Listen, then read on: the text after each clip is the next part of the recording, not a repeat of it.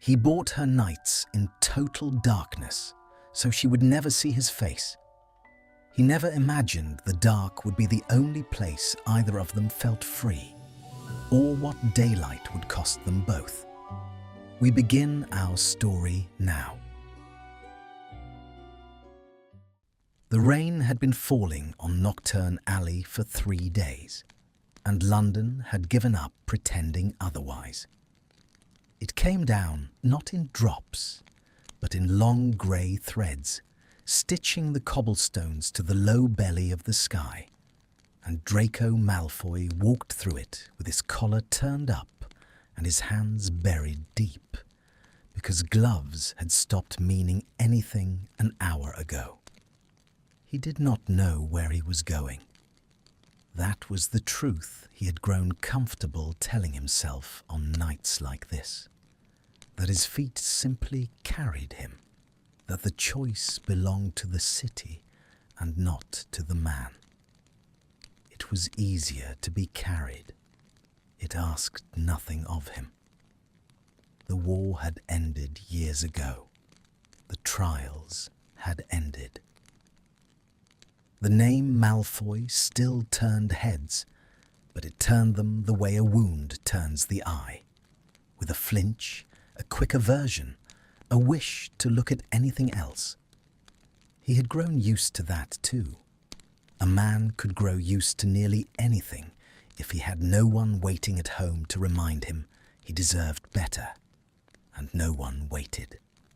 The manor stood vast and cold behind him, every fire lit by house elves who would not meet his gaze, every corridor hollow with the echo of a single set of footsteps.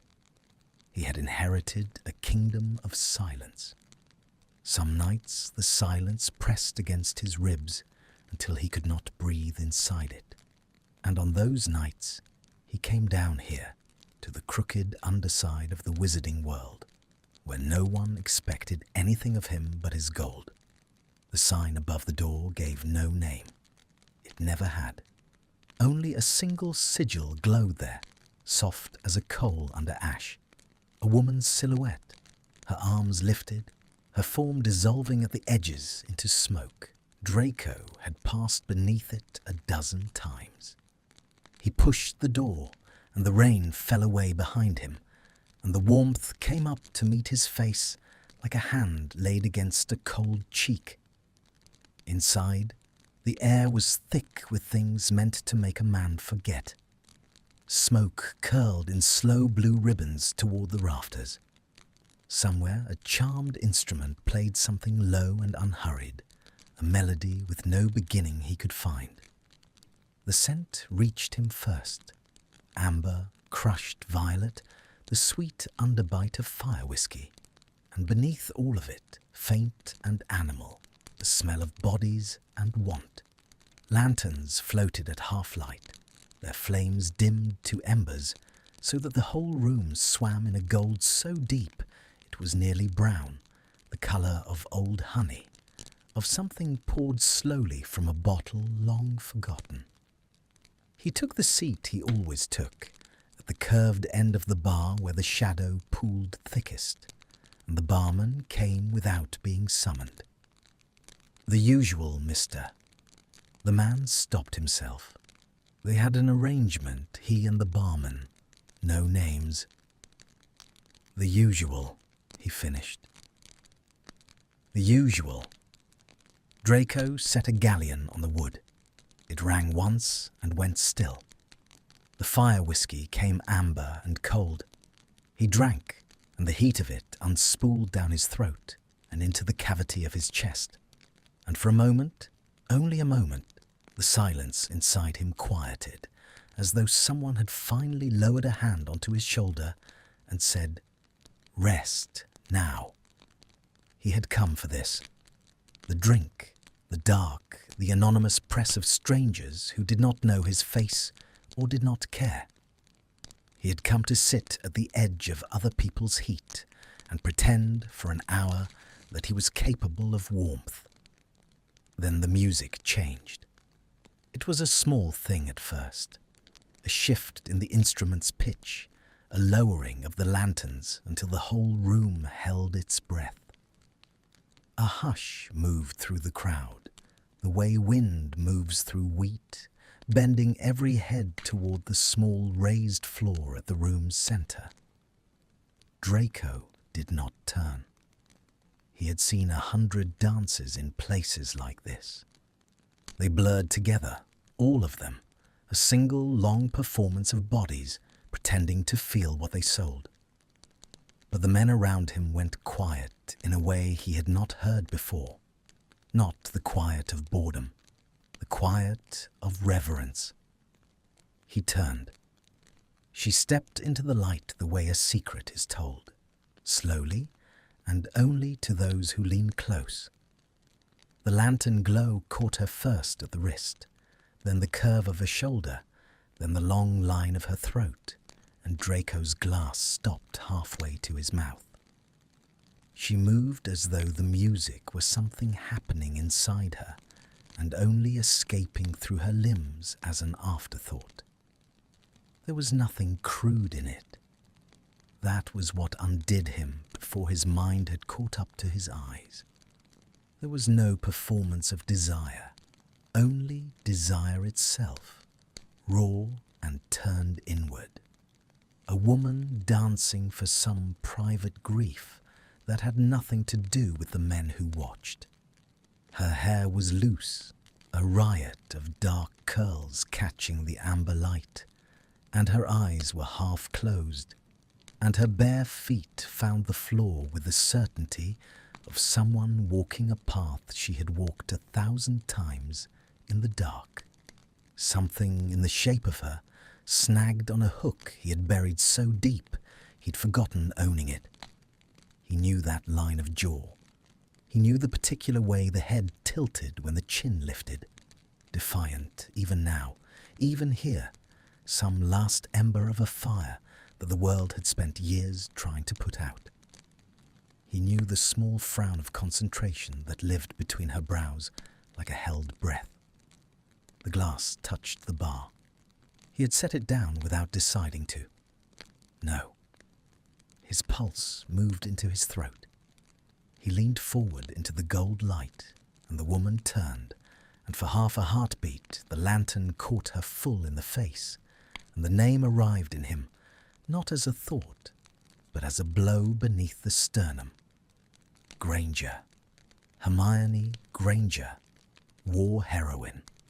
The cleverest witch of her year, of any year. The girl who had stood in his drawing room with her chin high while his aunt carved a slur into her arm. The woman whose name had appeared in the Prophet 12 times for 12 brilliant things. And then he realized dimly, the way one realizes a thing one had refused to notice, had stopped appearing at all. She was here, dancing in the half-dark of a nocturne alley brothel while strangers drank and watched and wanted her. His knuckles had gone white around the edge of the bar. He looked down at his own hand as though it belonged to another man. Beautiful, isn't she?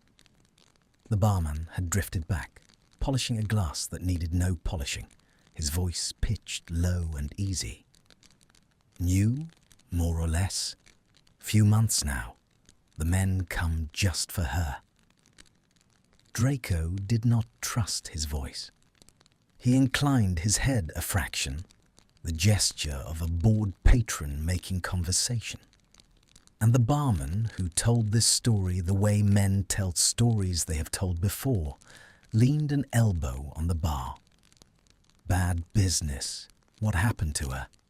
Worked at the ministry, they say. High up. One of the war's own. He shook his head slowly. There was some failure. A case, a ruling. I never got it straight. Cost lives, the way the telling goes. After that, the bottle. And after the bottle, the other things. His eyes flicked toward the curtained alcoves at the room's edge, and Draco understood.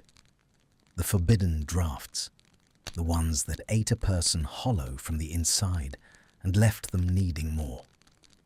Then the tables, Wizard's chess for gold, the dice, the cards. She had a clever mind for it, but a clever mind's no shield against luck. Debt on debt on debt. A shrug, philosophical, the shrug of a man who had watched many people drown and learned to keep his own head above the water. The house bought her notes off the men she owed, so now she dances them off. And the rest. He let the rest hang unsaid. The music swelled. On the floor she lifted her arms, and the curve of her spine carved a slow line through the gold, and the men exhaled as one. Draco's chest had gone tight as a fist. He had not thought of her in years. He had not let himself think of her. She belonged to a chapter of his life he kept sealed behind a heavy door. The chapter where he had been a frightened boy who did terrible things and watched terrible things done. She belonged to the worst of him. And here she was, sold off in pieces in a place that smelled of violet and surrender. And the men around him were grateful for it, and the unfairness of it rose in his throat like something he might be sick on. She had been the best of them, all of them. She had been brave when bravery cost everything, brilliant when brilliance was a danger, kind even. He forced himself to admit it. Kind even to people who had given her nothing but cruelty. And the world had taken all of that and ground it down to this, to a body in the gold light that men paid to forget themselves inside. He should feel triumph. The boy he had been would have felt triumph, would have laughed, sharp and cold, at the mighty Granger brought so low. He waited for that boy to surface.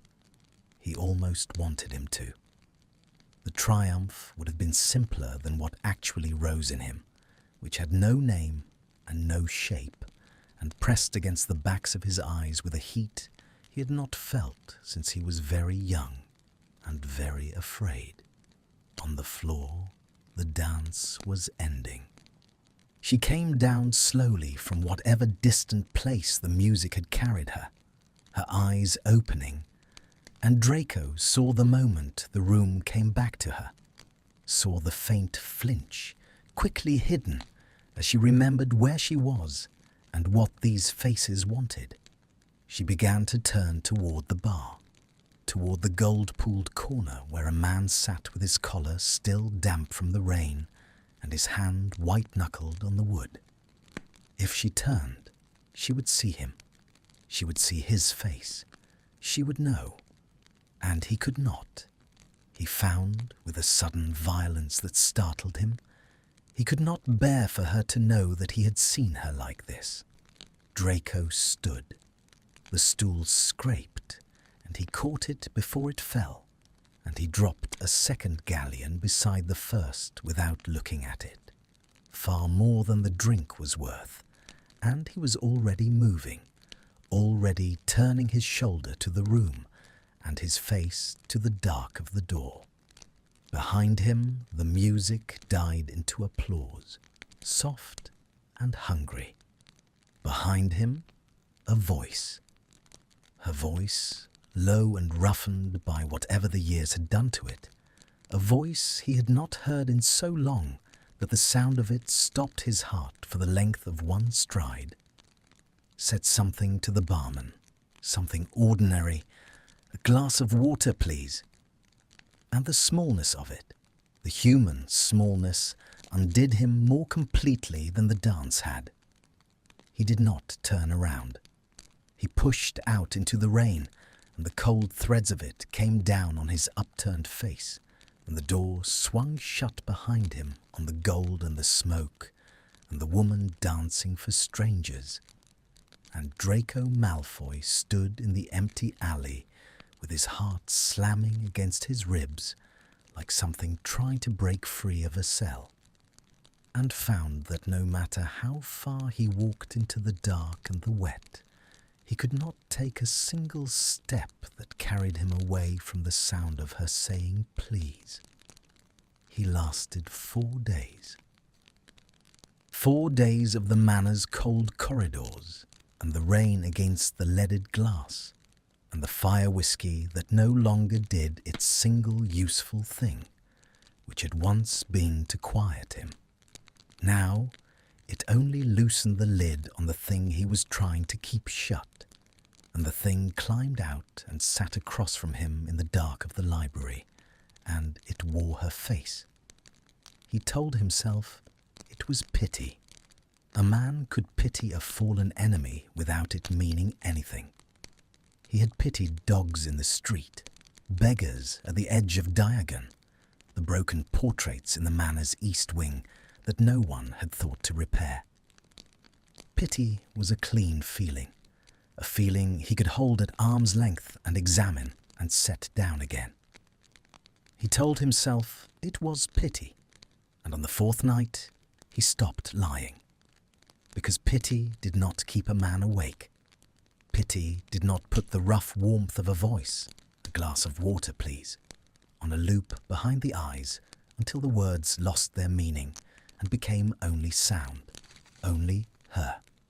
Pity did not do this restless heat that lived under the breastbone and would not be drunk away or read away or slept away. He lay in the great cold bed of his ancestors and stared at the canopy and understood with the dull resignation of a man watching the tide come for his fire that he was going back. Not to watch. He could not watch again, could not sit at that bar and let other men's wanting brush against his own, could not see her come down off that floor and turn her face toward the room and risk her eyes finding his. The thought of her recognition was unbearable in a way he did not examine too closely. He only knew that if she ever looked at him, and knew something in him would not survive it. So, not to watch. There was another way.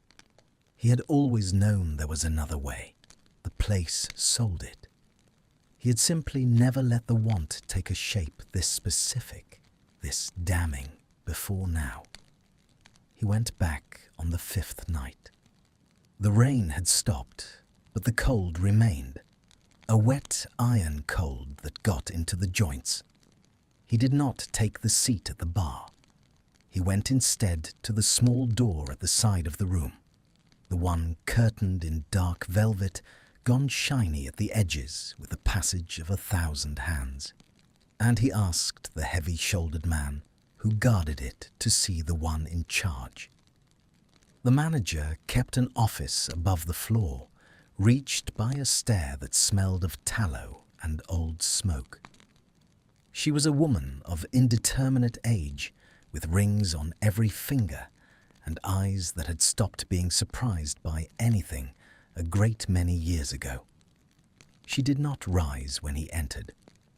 She gestured to the chair across the desk with 2 fingers heavy with silver, and the small movement made a sound he would come to know, the faint click of metal. And she watched him sit with the patience of a spider that has felt the first tremor in the web. "Mr." "No names," Draco said. Her mouth curved. "As you like. We're discreet here. Discretion's half of what the gold buys." She folded her ringed hands on the desk. "You've a particular taste, then. Most men who climb my stairs do." He had rehearsed this in the carriage, in the rain, in the 4 days of pretending he wasn't going to do it. The rehearsal deserted him now. He found his jaw tight, his words coming slow and careful, each one set down like a man laying stones across a flooded ford. "The dancer," he said. "The dark-haired one. The new one." Something flickered in the manager's flat eyes. Interest, or the appraisal of a merchant who has just watched a customer point at the most expensive thing in the shop. "Ah," she said. "Her." The silver clicked again as her fingers moved. "She's sought after. That comes dear. I'll pay. I don't doubt it. She studied him. You've conditions. I can smell a man with conditions. He had. He laid them out, and his voice did not shake, though something beneath the voice did. Some live wire of dread strung tight from his throat to the pit of his stomach. Total dark, he said. No lantern, no candle, no charmed light of any kind, not even the glow of a wand. The room is to be black when I enter it, and black when I leave. She is never to see my face. He drew a breath. And my name is never spoken. Not by her, not by you, not by anyone in this house. If I hear it once, I do not come back, and I take my gold with me. The manager was quiet for a long moment. The candle on her desk, there was one candle, and it threw her shadow, huge and trembling, up the wall behind her, guttered in some draught he could not feel.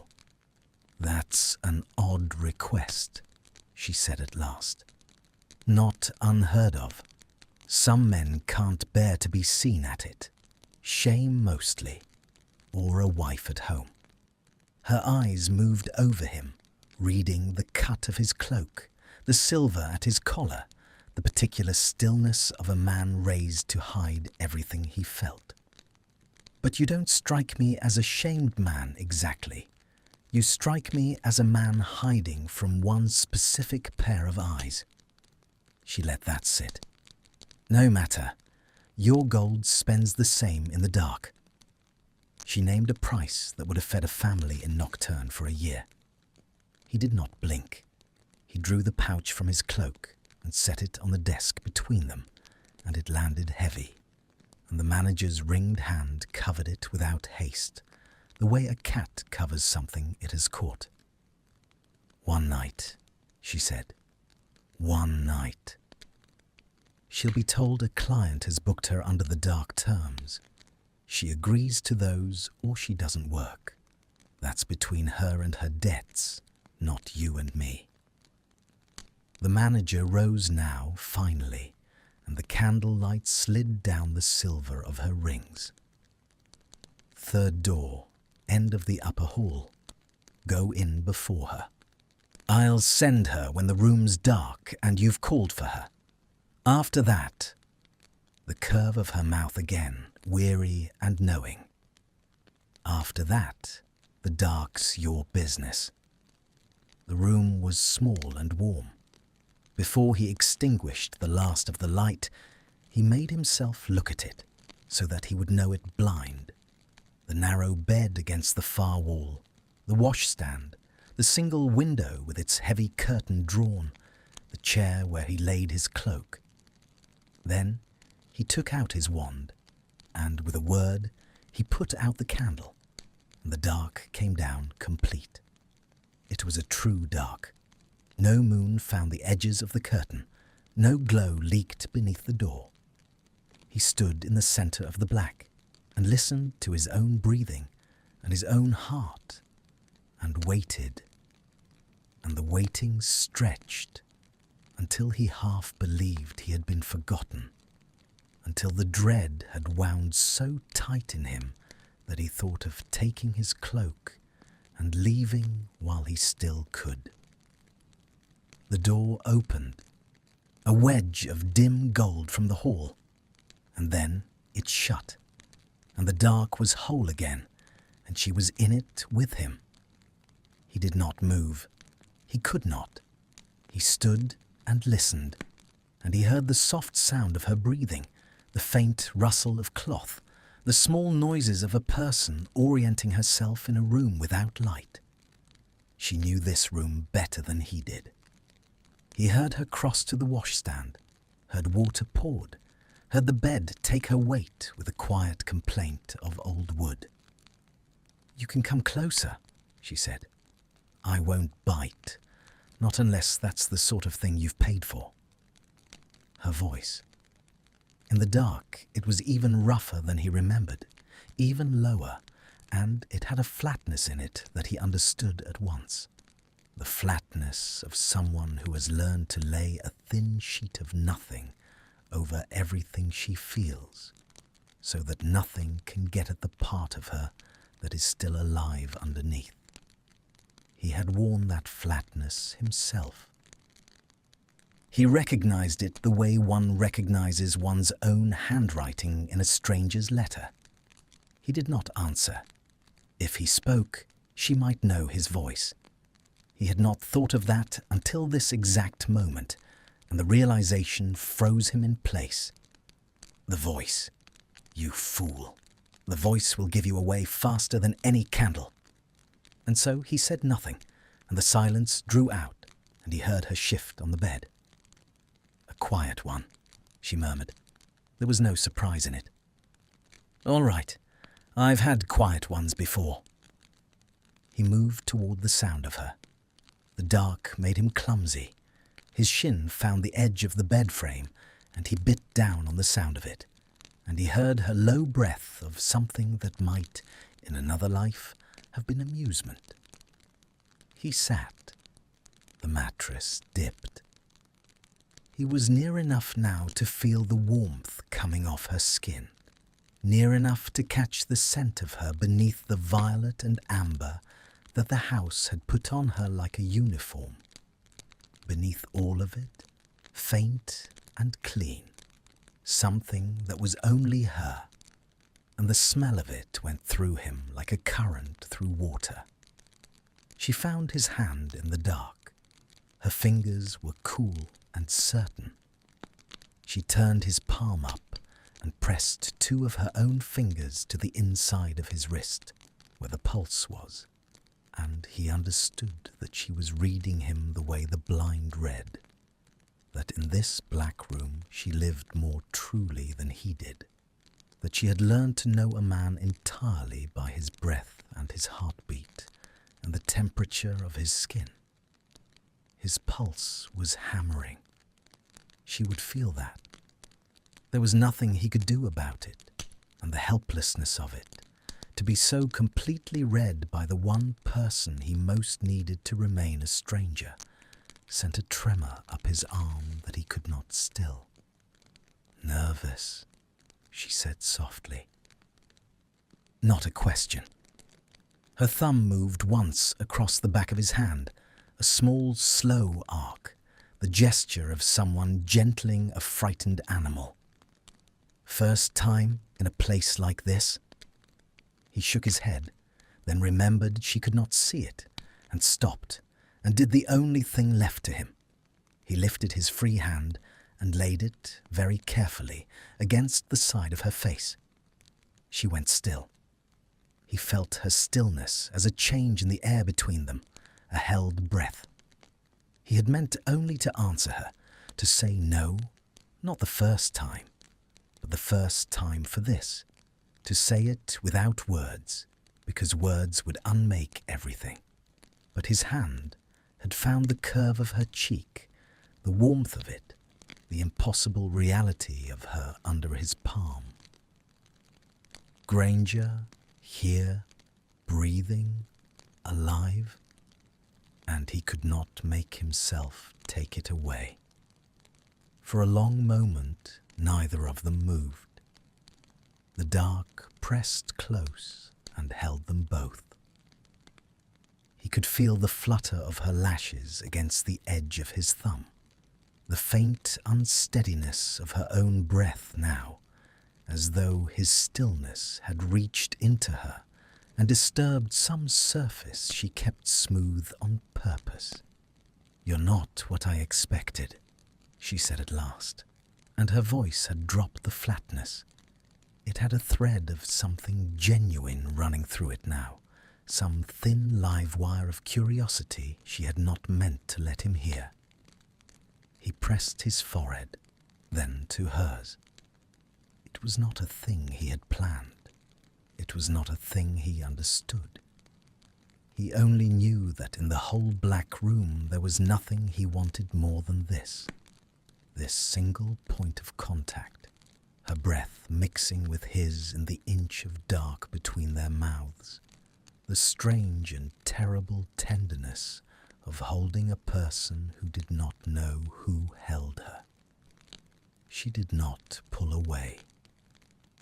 He felt her hand rise and close around his wrist again, not to push him off, but to keep him, her fingers tightening, and he heard her exhale long and slow, as though she too had been carrying something heavy for a very long time, and had only now, in the dark, with a stranger, found a place to set it down. "All right," she whispered. "All right." Slowly, then. And in the black room above the gold and the smoke, with the rain beginning again against the curtained glass, Draco Malfoy gathered Hermione Granger into his arms. Carefully, as though she was something that might shatter, as though he might... And the last coherent thought he had, before the dark took the rest, was that he had come here to put out a fire, and had instead walked straight into the heart of it. He told himself it was finished. He told himself this in the carriage home, with the dawn coming grey over the rooftops and her scent still on his collar. Told himself in the bath, where the hot water could not reach the place the night had touched. Told himself in the long, empty hours of the day that followed, when the manor felt less like a tomb than usual, and he could not work out why.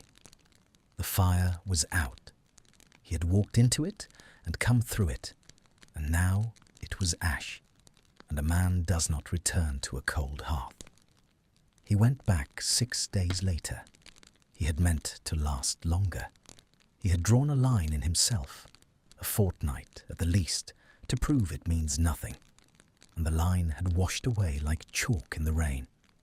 6 days.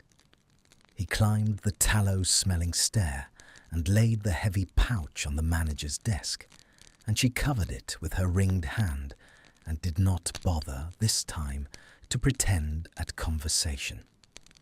"The dark terms," she said. "Third door." The dark terms. Her flat eyes moved over him, and something in them had changed since the first night. A sharpening, the look of a merchant who has identified not a customer, but a vein, a thing to be mined. "You'll want to think," she said, "about an arrangement, a standing one, cheaper by the month than by the night, for a man who finds he has a regular thirst." The silver clicked. "Should you find you have one?" He took the standing arrangement. He told himself it was only sensible, that he was a man who valued efficiency, that the gold meant nothing to him, that this changed nothing about what the thing was or wasn't. He told himself a great many things on the stair that night, and each one was a small stone laid over a grave he was refusing to look into. The room learned them. That was how he came to think of it in the weeks that followed, that the small, warm black room above the floor was learning the shape of the two of them, the way a chair learns a body. He knew it blind now. He knew the 4 steps from the door to the bed, the give of the floorboard near the washstand, the place where the curtain let in a thread of cold if the wind came from the east.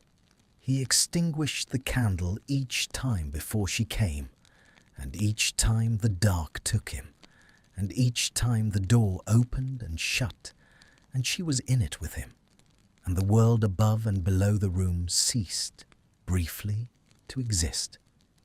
She stopped reading his pulse to gentle him.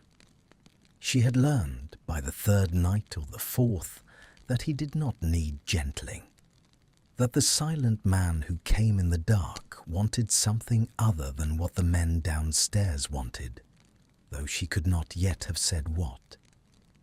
She read him now the way one reads a familiar text, for pleasure, for the small surprises in a known thing.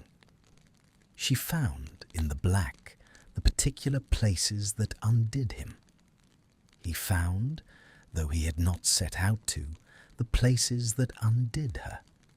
And that was the part he had not bargained for. The bargain had been simple in his mind. Gold for a body, dark for his secret, an appetite fed and forgotten. He had not bargained for the other thing, the thing that happened in the long, quiet stretches when neither of them moved at all, because they talked, not with words, never with words, for words held his voice, and his voice held his name. But the dark had a language, and they learned to speak it together. A hand laid flat on a sternum. Stay still a moment. The press of a forehead to a shoulder. I am tired, and I do not want to say so. The slow drag of fingertips down the length of a spine, asking nothing, only mapping, only saying you are here and you are real, and so, somehow, am I. He had not known a person could be known this way. He had spent his whole life among people who used words as armor and as weapons, who said one thing and meant the cold opposite. And here in the dark was a woman who could not lie to him because the dark stripped lying of its tools. And he found he could not lie to her either, and the relief of it was so vast it frightened him. There came a night, the 7th, or perhaps the 8th, when he did not touch her at all. He had come up the stair carrying the day on his back like wet sand. There had been a thing in the prophet, some small cruelty about his family, the kind of thing that no longer wounded him cleanly, but ground instead at an old wound that had never properly closed. He had come because the alternative was the manna, and the silence and the fire whiskey that did nothing, and he climbed into the dark room with no want in him at all, only the need to be somewhere that was not the rest of his life. The door opened and shut. He felt her cross to him. Her hands found his shoulders and read at once what the day had done, the rigidity in them, the high, tight set of them near his ears. She made a small sound, low in her throat, the sound a person makes at the sight of an animal caught in a fence. And she did not undress. She did not reach for any of the things she had been paid to reach for. She drew him down instead onto the narrow bed on his side, and she fitted herself against his back, one arm coming over him, her hand finding the center of his chest and resting there, and she held him. That was all.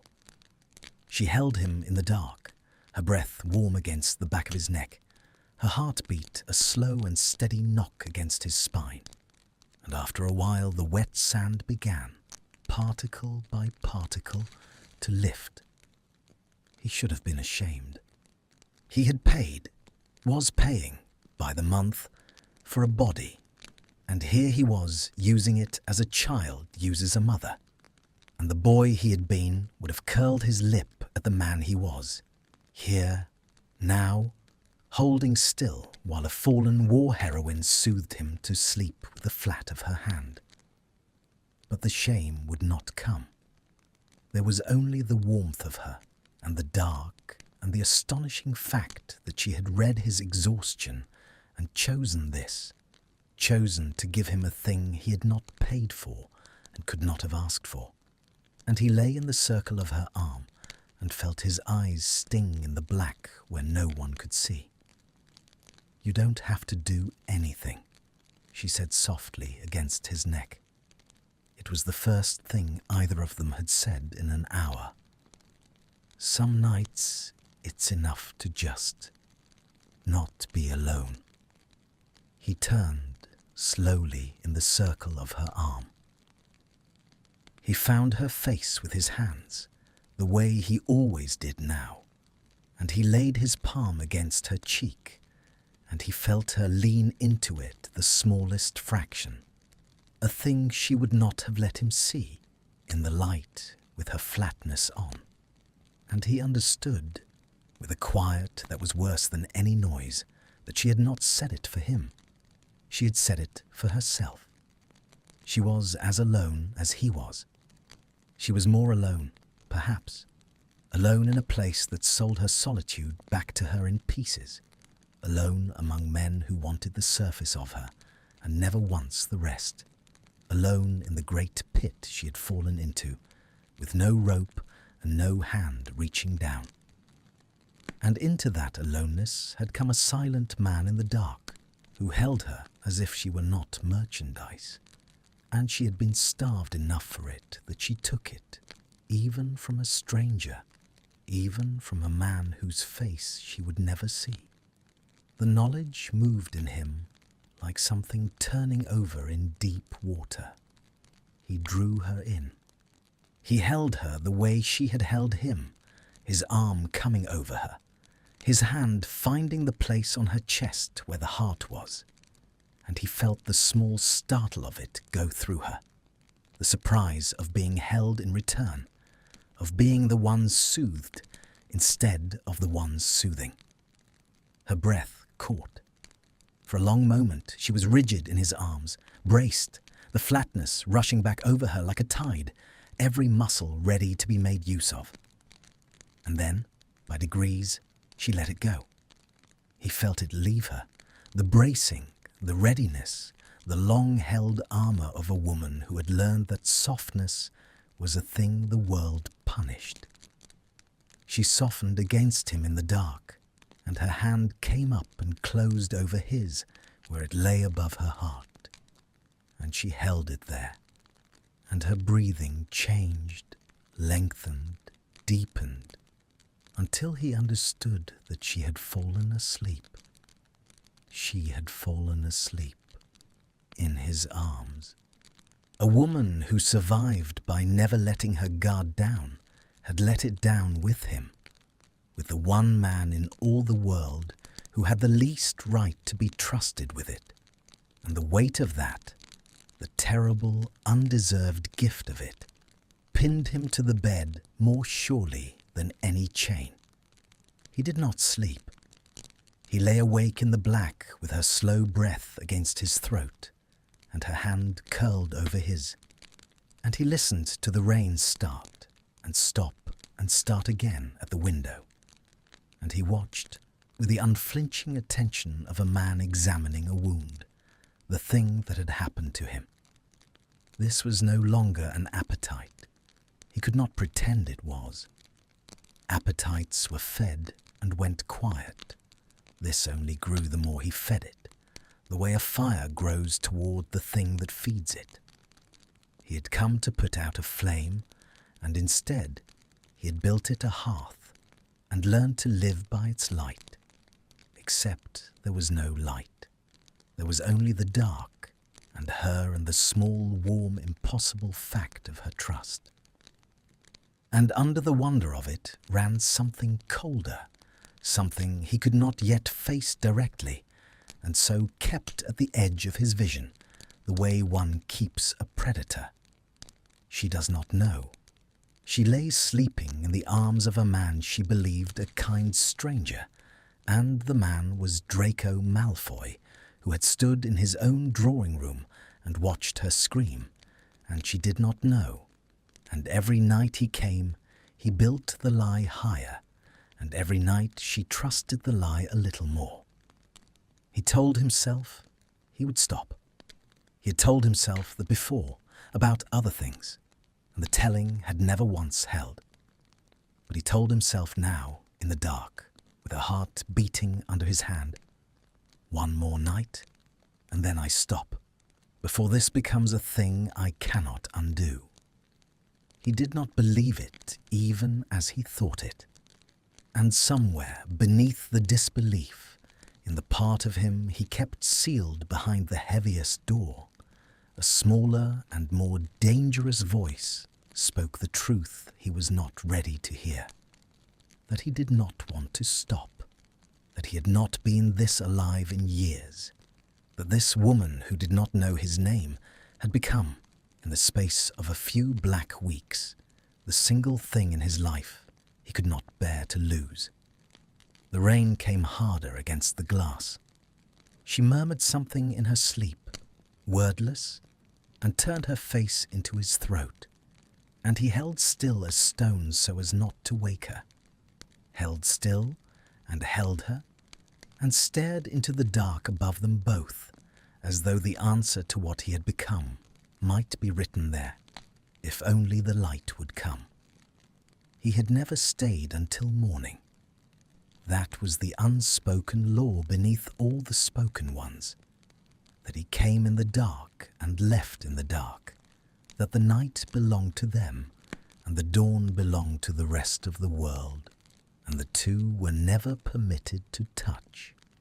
He had kept the law 12 times, 24, rising in the small hours while she slept or pretended to, gathering his cloak by feel, slipping out into the grey before the city woke. He did not keep it that night. The fault was the rain, or the fire whiskey, or the simple animal exhaustion of a man who had not truly slept in years and had finally, in the warmth of her and the dark, learned how. He had meant to lie awake as he always did, on guard, counting the hours, keeping the law. But she had held him, and he had held her, and the rain had been a soft grey curtain of sound at the glass, and somewhere in the deep middle of the night his vigilance had failed him for the first time in his adult life, and he had slept. He slept without dreams. He slept the way the dead are said to sleep, or the very young, dropped clean through the floor of consciousness into a dark with no bottom, and when he surfaced, it was slow and reluctant, and he did not at first understand what had changed. Then he understood. There was light. It came thin and grey and merciless through the gap where the eastern curtain never quite met the wall. A single pale blade of dawn laid across the bed, and it fell on his own pale hair where it spread against the pillow, and it fell on his face. And the law was broken. The law was in ruins. The dark that had hidden him for weeks was gone, and the morning had him bare. He woke fully in an instant, the way a hunted thing wakes. His heart slammed. The first thought was a single white flare of panic. The light, the light. She'll see your face. And he turned his head a fraction toward her, braced for her eyes open, and knowing, braced for the moment, everything ended. Her eyes were closed. She lay on her side facing him, her dark curls a wild tangle across the pillow, her face slack and unguarded in sleep. The thin dawn touched her too, the curve of her cheek, the dark sweep of her lashes, the small frown that lived between her brows even now, even in sleep, as though some part of her never fully laid its burden down. He had touched that face 100 times in the dark. He had never once seen it. Seeing it now by light was like hearing a voice he had only ever known as song. He should go. The thought arrived through the panic, cold and clear. She slept. The law could yet be salvaged. If he rose now, quietly, gathered his cloak and went, she would wake to an empty bed and never know how close she had come to the truth. He began, very slowly, to draw back the arm that lay across her, and he stopped, because he could not make himself stop looking. This was the thing he had been forbidden, the thing he had forbidden himself. Her face in light, her realness made visible, the whole of her laid out in the grey dawn with nothing between them. He had built his entire fragile arrangement on the dark, on never seeing and never being seen. And now the light had come anyway, and given him the one thing he wanted most, and had sworn he would never take. He looked at her sleeping face, and something in his chest cracked clean down the middle, quietly, the way ice cracks on a pond before it gives. He memorized her. He could not help it. The slope of her nose, the faint white line of an old scar near her hairline he had felt with his fingers, and now, at last, could see. The way her mouth, in sleep, had let go of all its hard-won flatness and gone soft, almost young, almost the mouth of the girl she had been before the world did its work on her. He looked, and he ached, and the ache was not the simple wanting of the body, but something far larger and far worse, something that had been growing in the dark for weeks. And now, in the light, he could no longer pretend not to name.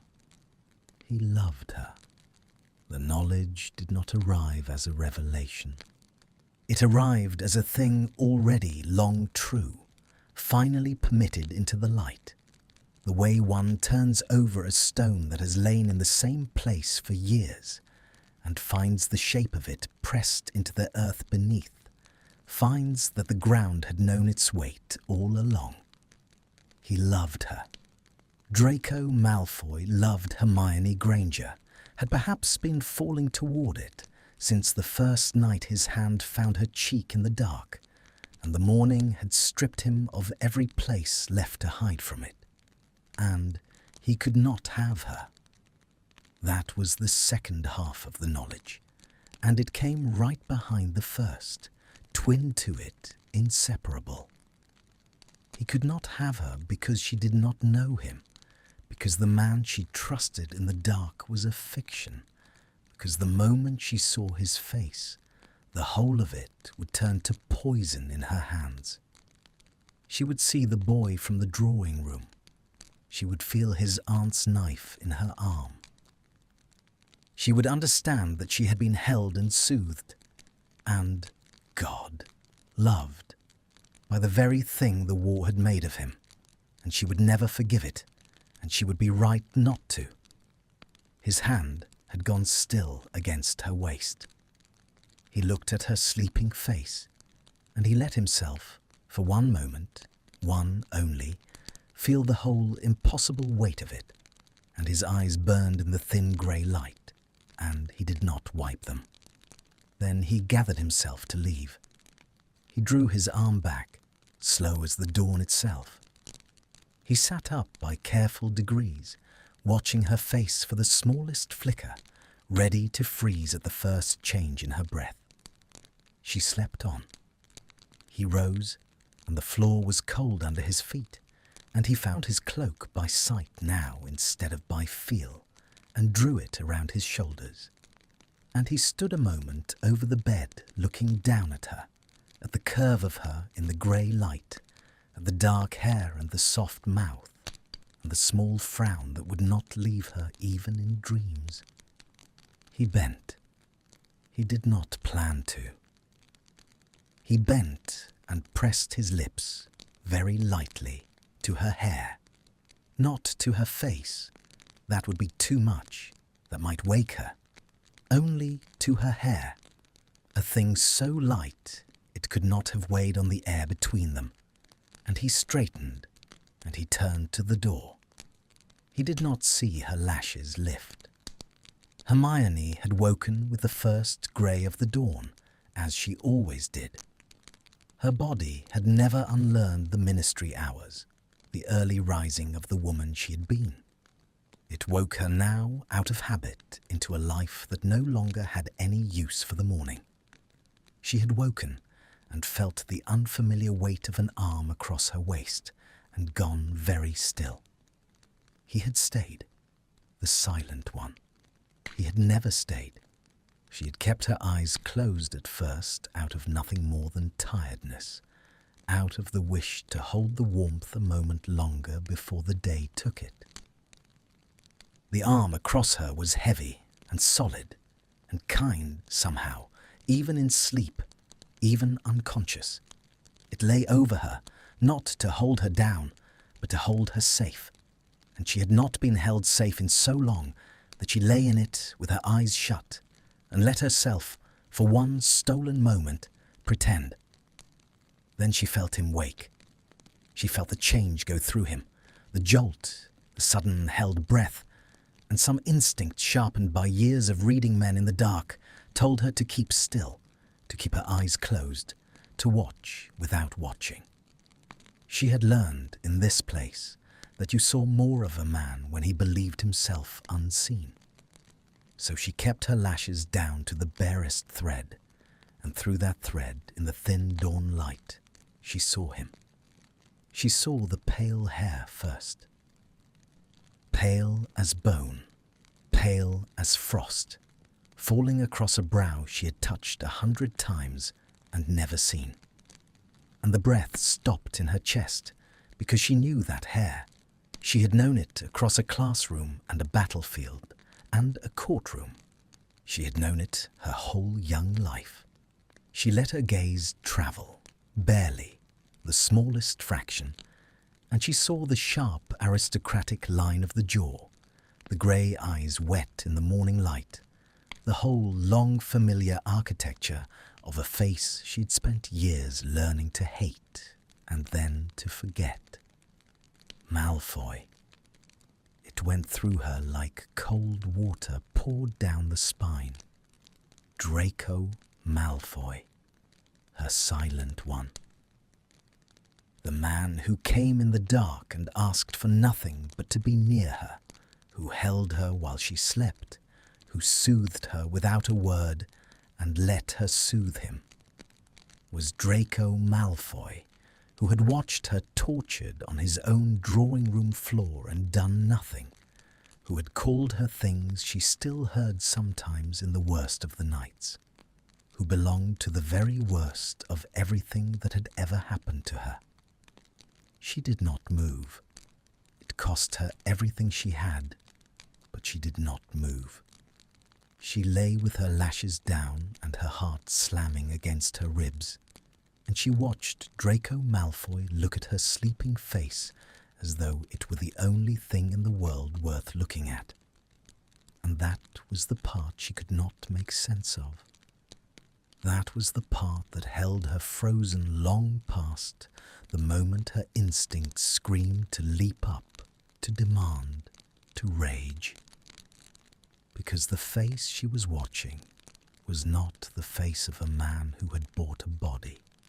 It was the face of a man who had lost something and found it again and knew he could not keep it. She had seen grief enough in this place to know its shape, and that was grief, raw and private, sitting in the eyes of the boy who had once had everything, and now, apparently, had nothing but this, nothing but her. Nothing but a fallen woman in a rented room he had to keep dark so that she would not know who held her. She watched him weep without sound and not wipe it, and she did not understand, and the not understanding was the thing that kept her still. He bent over her. Every nerve in her body went taut. Now, surely now, he'll see my breathing change. He'll know. But he only pressed his mouth to her hair, light as ash, a kiss so careful it was almost an apology, and the gentleness of it undid something in her that years of cruelty never had. Then he straightened and turned and crossed to the door, his cloak around his shoulders, his pale head bowed. She had 100 things in her mouth. She had every word she had ever wanted to throw at him, and under those, confusingly, terribly words she had no name for at all. She could have spoken any of them. One word, his name, and he would have turned, and the dark would have ended, and whatever this was would have to become something real, something with a face and a history and a wound the size of a war between them. She let him go.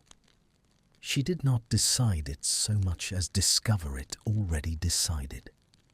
She lay with her eyes shut and let him walk to the door. Let him open it onto the grey hall. Let him pause there one moment. She felt him pause, felt the weight of him hesitate in the doorway, as though some part of him hoped she might wake after all. And then she heard the door close, soft as a held breath let go, and his footsteps fade down the hall, and she was alone. She opened her eyes onto the empty room and the thin blade of dawn across the rumpled bed, and she lay there a long time, not moving, while the cold truth settled over her like the morning light, that the kindest thing in her ruined life, the one warm hour she had let herself believe was hers, belonged to Draco Malfoy, and that she had just, with her silence, chosen not to let him know she knew, because she was more afraid of the conversation that knowing would demand than she was of carrying the secret alone. She pressed her face into the pillow where his pale head had lain. It was still warm. It still held the faint, clean scent of him beneath the violet and the smoke, and she breathed it in despite herself, despite everything, and hated that she breathed it in and breathed it in again. She told the manager she would not see him again. She did it the next afternoon in the tallow-smelling office, standing where she had stood the day they bought her notes off the men she owed and made her property of the house. She had rehearsed it on the stair. Flat voice, no reasons given, the manner of a woman stating a fact rather than asking a favour, because she had learned that reasons were a kind of opening, and an opening was a thing this woman would put a ringed finger into and pry. "The dark client," she said.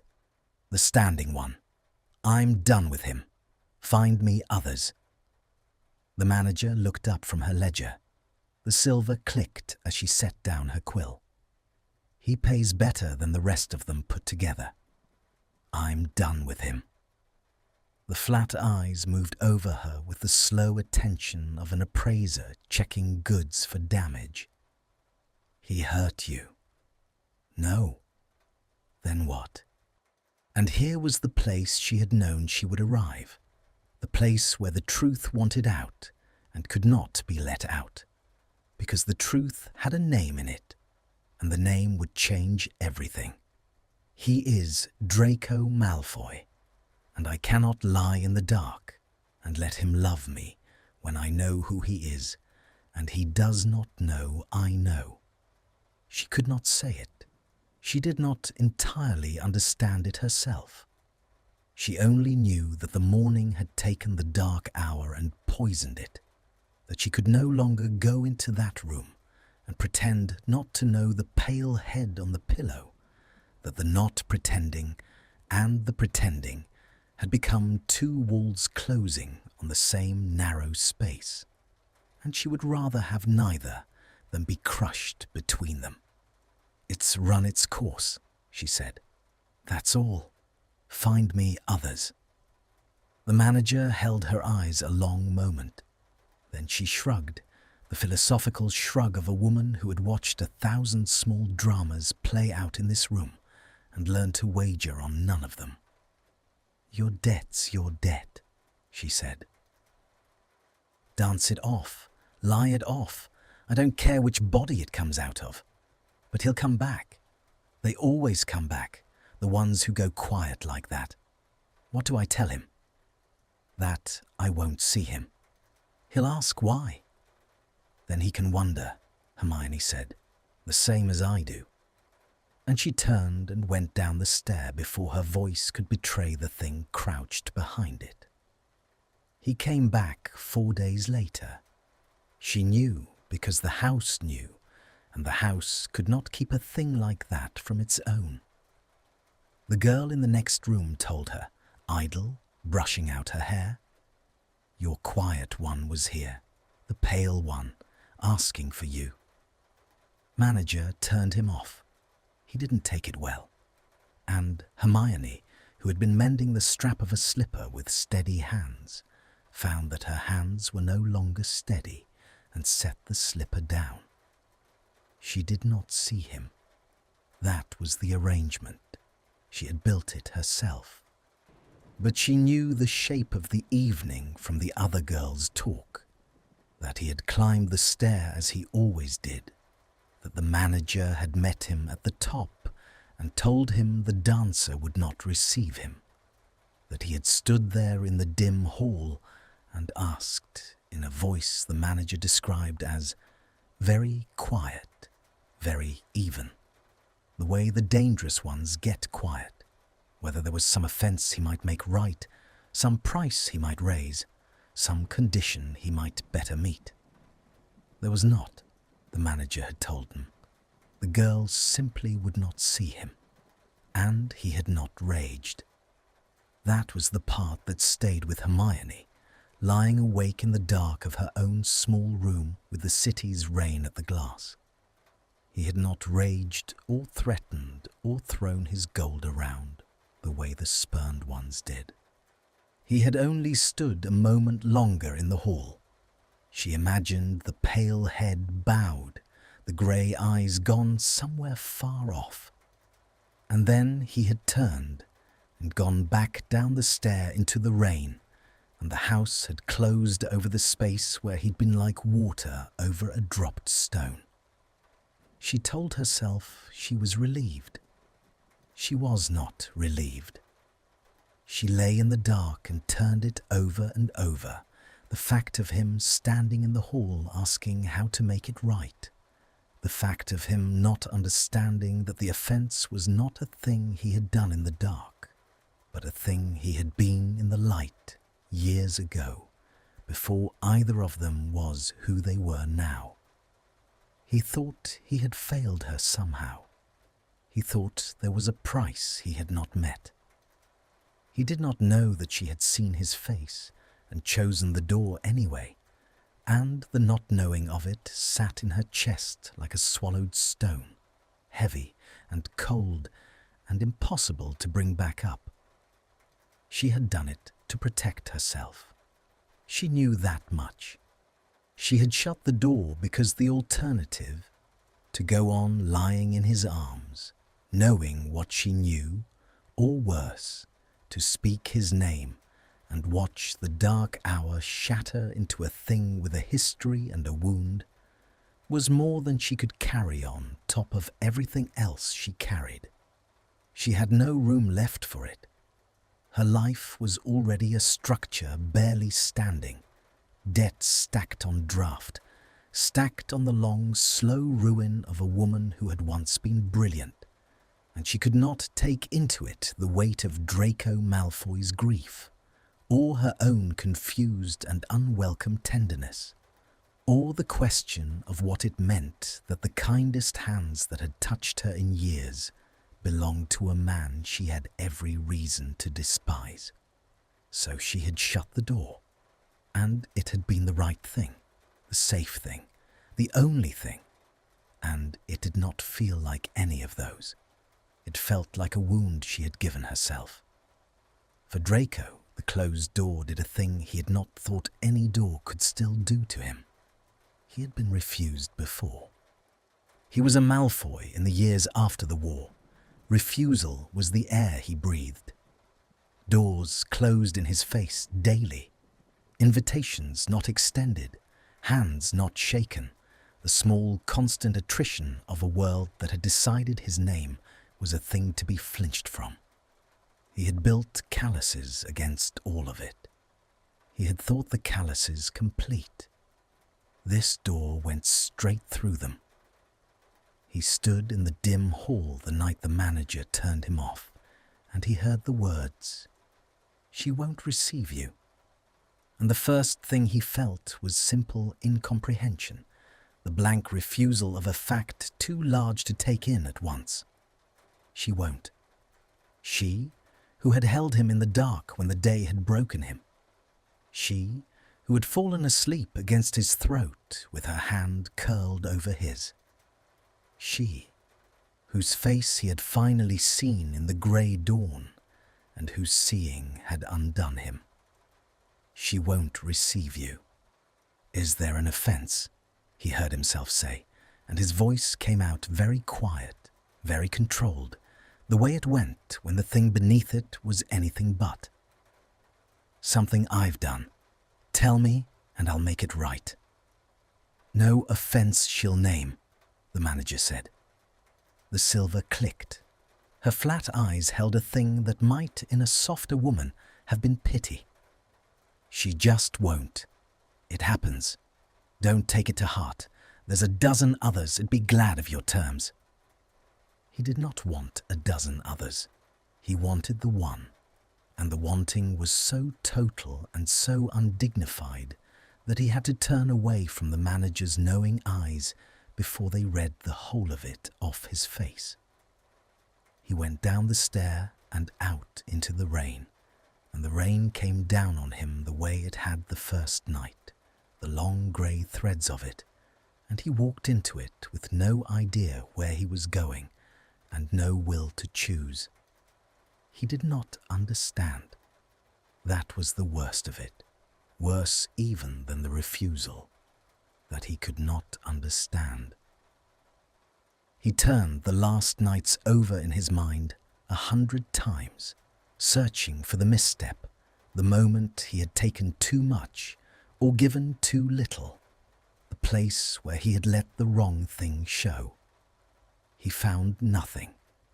He found only the memory of her softening against him, her guard going down, her breath lengthening into trust.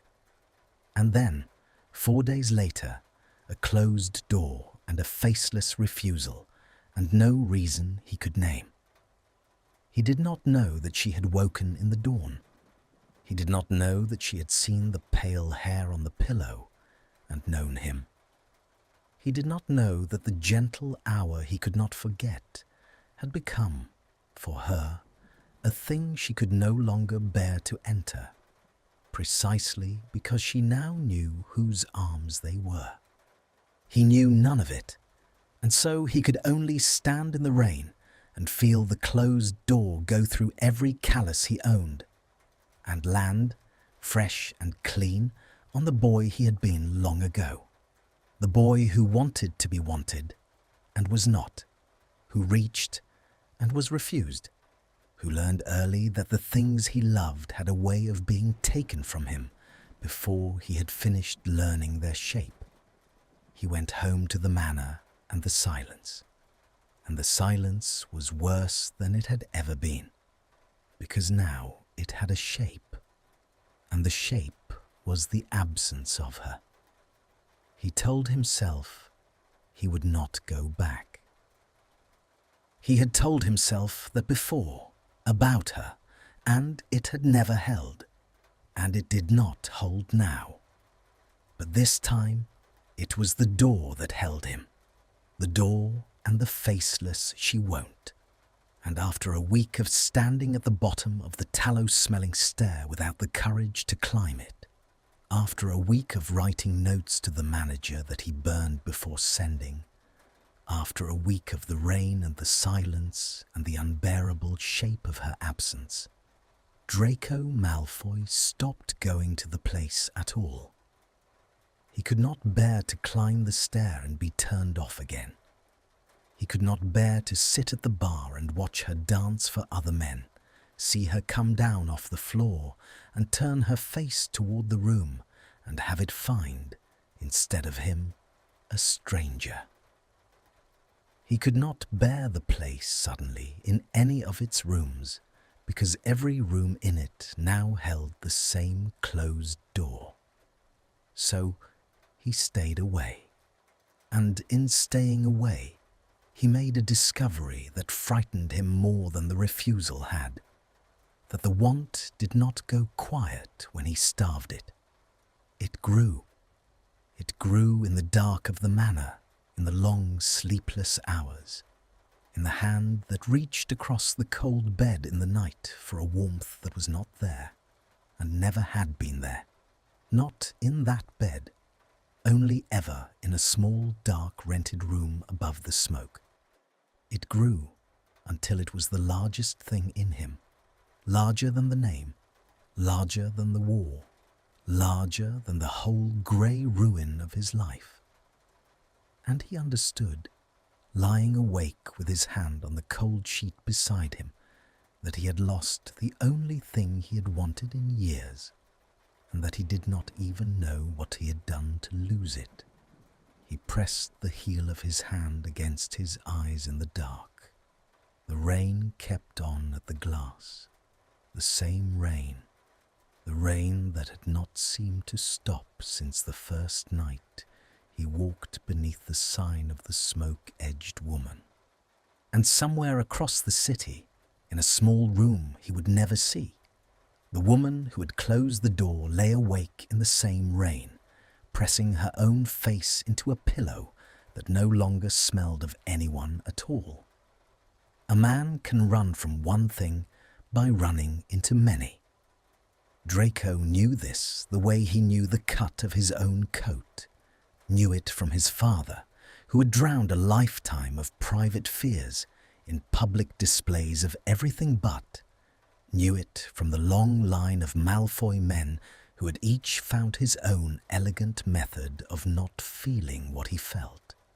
It was nearly a birthright, this skill, the art of filling a hole with anything that came to hand, so that one need never look down into it and see how deep it went. So when the small, dark room closed to him, he did what his blood had taught him. He went looking for the room everywhere else. There were other houses. Nocturne was full of them, and Diagon's quieter edges, and certain townhouses in the better parts of the city where the gold was older and the discretion deeper, but the trade beneath was the same. He went to all of them. He went with a grim, methodical thoroughness that had nothing of pleasure in it. The manner of a man taking a medicine he does not expect to work but takes regardless, because the alternative is to sit still with the thing he is trying not to feel. He did not ask for the dark in these other places. That had been hers. That had been theirs. He could not bring himself to ask another woman to extinguish the light, because the dark was not a preference. He understood now. It had been a sacrament, and sacraments do not transfer. So he took the women in the light, and the light showed him everything, and everything was wrong. It was not that they were unlovely. Many were lovely. The houses he could afford trafficked in loveliness. It was that they were not her, and the not her of them was a thing the dark could have hidden, but the light made plain.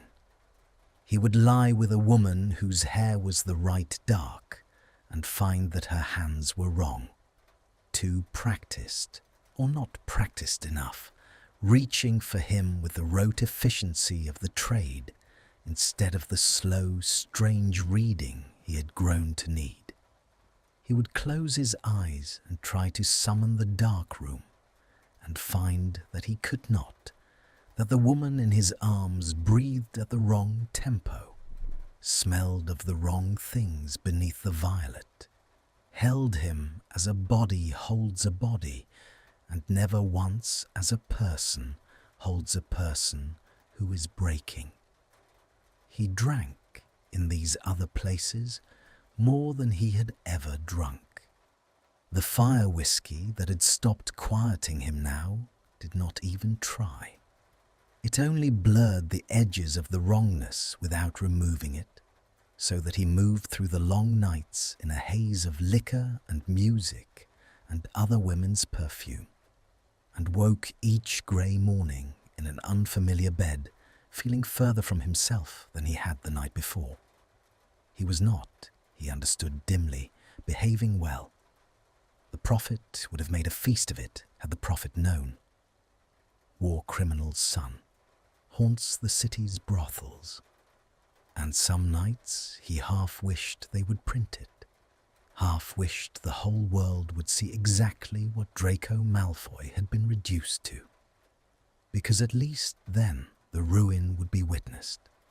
At least then it would be real outside the walls of his own skull. But the houses he frequented sold silence as surely as they sold the rest, and so his dissolution went unrecorded, a private collapse in private rooms, and he sank into it alone, and the thing he was running from ran faster than he did. That was the discovery, made over and over, night after night, in bed after unfamiliar bed, that each substitute did not lessen her, but sharpened her. Every wrong pair of hands made him remember the right ones. Every wrong tempo of breath made the right one ring out louder in his memory. He had thought, in the dim animal way a man in pain thinks, that if he laid enough other bodies between himself and the memory of her, the memory would soften, recede, become one among many. Instead, she stood out from all of them, like the single lit window in a dark street. They were the dark street. She was the light. And every house he visited only confirmed it, until he was visiting them not to forget her, but in some twisted way he could not have admitted aloud, to be reminded, to prove again and again that what he had lost was singular, was irreplaceable, was gone. There was a night near the bottom of it. He could not afterward have said which house it was. They had begun to run together. He remembered only that he had drunk past the point of cleverness, that the room was too bright and smelled of a perfume he did not like, and that the woman, kind, she had been kind. He remembered that much.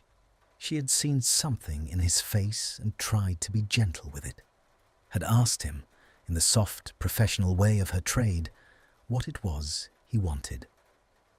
What do you want, love? Tell me, and it's yours. And he had opened his mouth to give some answer, some instruction, some performance of appetite, and found that he had no answer. Found that the only true answer was a name he could not say in this bright, wrong room to this kind, wrong woman.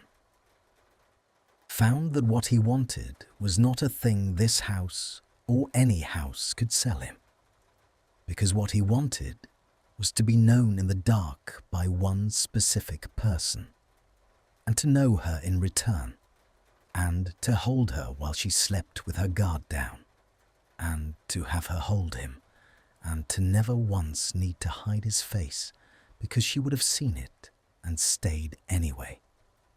He wanted to be loved. That was the whole of it, stripped of every elegant evasion his blood had taught him. He wanted to be loved by the one person who had every reason in the world not to love him, and he had paid all this time to be near her in the only way his cowardice would permit, and now even that was gone.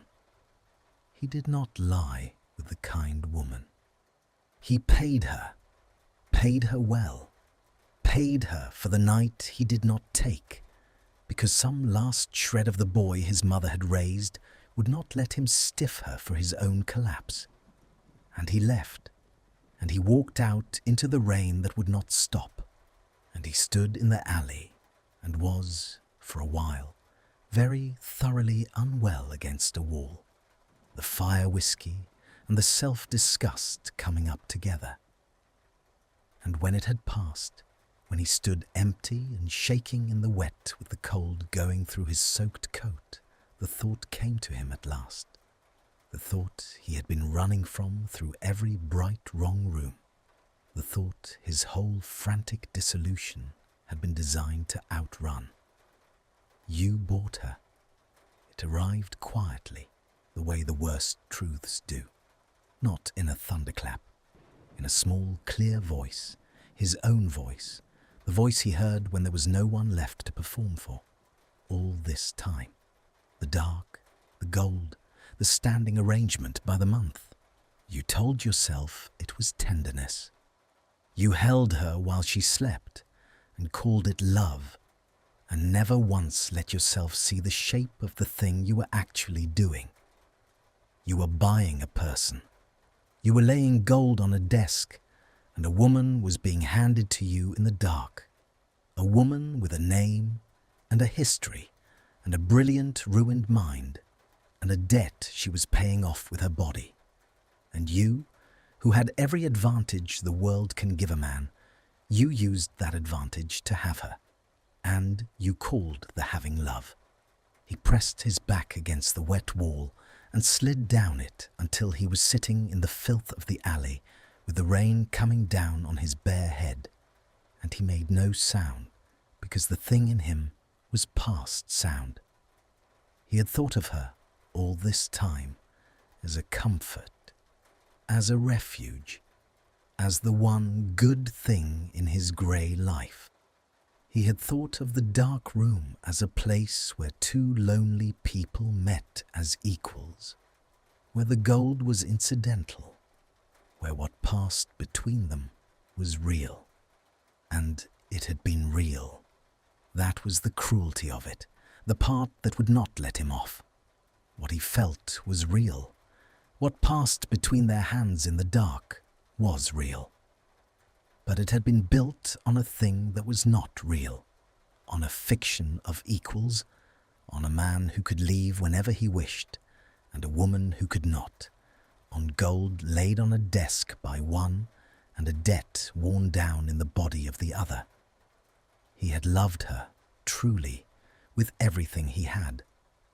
And he had also, the entire time, treated her as a thing that could be purchased. Both were true. That was the part that gutted him. He could not comfort himself that the love made it clean, because it did not.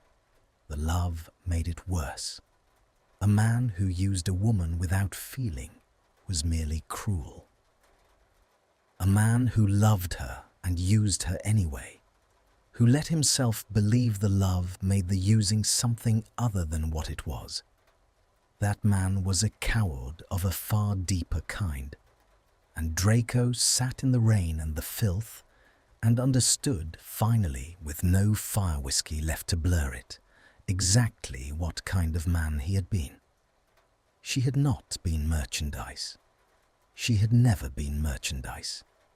She was Hermione Granger, who had been the best of all of them, who had fallen through no failing of her soul, but through the long cruelty of a world that took everything from her and then sold what was left back to men with gold. And he had been one of those men. He had walked beneath the sign of the smoke-edged woman and laid his gold on the desk and joined the long line of men who made their use of her ruin. And the dark had let him pretend he was different. And he was not different. He was only quieter about it. The rain came down. The alley was empty. Somewhere a charmed sign buzzed and flickered, throwing its sick light across the wet stones and pulling it back, and Draco Malfoy sat beneath it in the small hours with his face in his hands and his whole elegant inheritance of evasion, finally, completely spent. He did not weep for himself. He had wept for himself before, in the grey mornings, in the cold bed, a fine self-pitying grief that had let him feel like the wronged party, the man who had loved and been refused. That grief was gone now, burned away by the small, clear voice, and what was left in its place was something harder and cleaner and far worse to hold. The plain knowledge of what he had done to her. Not to himself, to her. He had taken a woman at the lowest point of her life and made his comfort of her and paid for the privilege and called it love and let himself feel hard done by when she finally found the strength to close the door. She had been right to close the door. She had been right to refuse him. Whatever her reasons, and he did not know her reasons, did not know that she knew his face, knew nothing of the dawn she had pretended to sleep through. She had been right, and the rightness of it was the last stone laid on the grave he had spent the whole story refusing to look into, and now he sat at the edge of it in the rain, and looked and saw it plain, and there was no bottom to it that he could find. He got up. He did not know yet what he would do, only that he could not go on as he had been, that the bright wrong rooms were finished for him, that he could not buy another night from another house without becoming, fully and forever, the thing he had just seen himself to be. He got up out of the filth and the rain and stood swaying in the alley, soaked through, hollowed out, and somewhere far down beneath the ruin, a single thought began, very faintly, to take shape.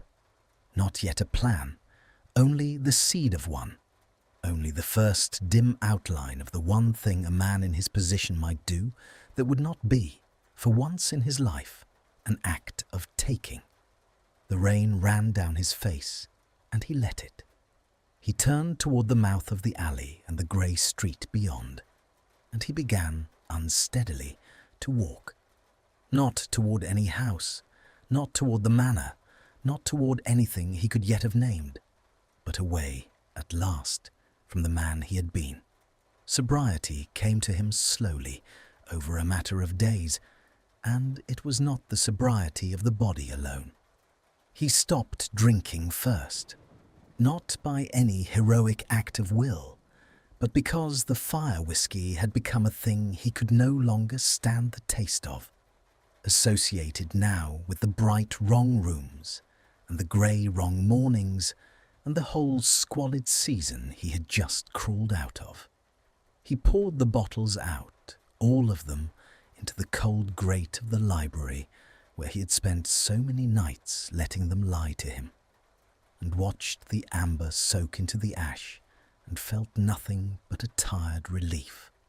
Then came the harder sobriety, the one with no bottle to pour out, the clear-eyed, unblurred looking at what he had done, held steady, day after day, without the mercy of distraction. He did not let himself look away from it. That was the one penance available to him, and he understood, dimly, then with growing certainty, that he had spent his whole life looking away, from the war, from his own cowardice, from every cruelty he had committed, or watched committed, and filed under necessity or survival, or I was only a boy. He had become a master of the averted gaze, and the averted gaze had brought him here, to a manor full of silence and a heart full of a woman he had wronged, and he resolved, for once, to look. So he looked. He sat in the library through the long grey afternoons and made himself remember it whole. Not the soft parts he had let himself keep, the hand on his chest, the breath against his throat, but the whole of it, the gold on the desk, and the manager's ringed fingers covering it, and the dark terms named in his own even voice. He made himself remember that she had agreed to those terms not because she wished to, but because the alternative was not eating, was not paying down the debt the house had bought, was the slow closing of every other door until only that room was left. He made himself sit with the knowledge that the trust she had given him in the dark, the guard let down, the sleep against his throat, had been given to a fiction, and that the fiction had been bought, and that he had been the one buying it. It would have been easier to hate himself flamboyantly, to rage, to drink again, to make of his guilt a great dramatic thing that he could perform, and, in performing, drain of its power. The blood in him wanted that. The Malfoy in him knew a dozen elegant ways to suffer that asked nothing real of him. He refused them all. He had performed his whole life. He would not perform this. The guilt would stay quiet and unwitnessed, and exactly as heavy as it was, and he would carry it, and he would not set it down by making it pretty. And out of the quiet carrying, slowly, the seed that had taken shape in the rainy alley began to grow. He could not undo what he had done. That was fixed. That was the flaw beneath everything. No act of his could reach back into the dark room and unmake the gold on the desk. But he could ask himself a different question. Not, how do I feel better, but what does she need?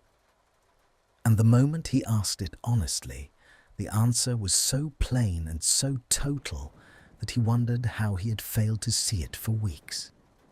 She needed to be free, not free of him, that she had already managed with the closed door, free of the house, free of the debt that owned her, the contract that made her property, the long arithmetic of draft and dice and ruin that had reduced the cleverest witch of her age to a body in a rented room. As long as the debt stood, she was not a person who happened to work in a brothel. She was a thing the brothel owned, with no door of her own to close, only the doors they let her close. And every night she did not dance off. Her debt was a night the debt grew. He had seen, in his weeks as a client, how the arithmetic worked. It was designed never to end. The house bought the notes, charged the keep, advanced against the future, and the future never came. Women did not pay off such debts. They died inside them, or they were sold on, or they faded into the back rooms when their beauty went and worked there, until there was nothing left to work. That was her future, that brilliant, ruined mind, that defiant, lifted chin, that small frown of concentration he had touched in the dark. That was where it ended, in the back rooms, in the slow fade, unless someone reached down into the pit with a rope. He had the rope. That was the obscene, useful truth of it. He had more gold than 3 lifetimes could spend, gold built on the very advantages that had let him buy her in the first place. The cursed Malfoy fortune that had bought silence at his trial and respectability after it, and a standing arrangement by the month in a nocturne house. The gold was filthy. He had always half known it was filthy. And here, at last, was a thing the filthy gold could do that might, for once, be clean. It could buy her freedom and ask nothing in return. That last part was the whole of it. Ask nothing in return. The moment he framed it, he understood that this was the line that separated penance from another, subtler kind of taking.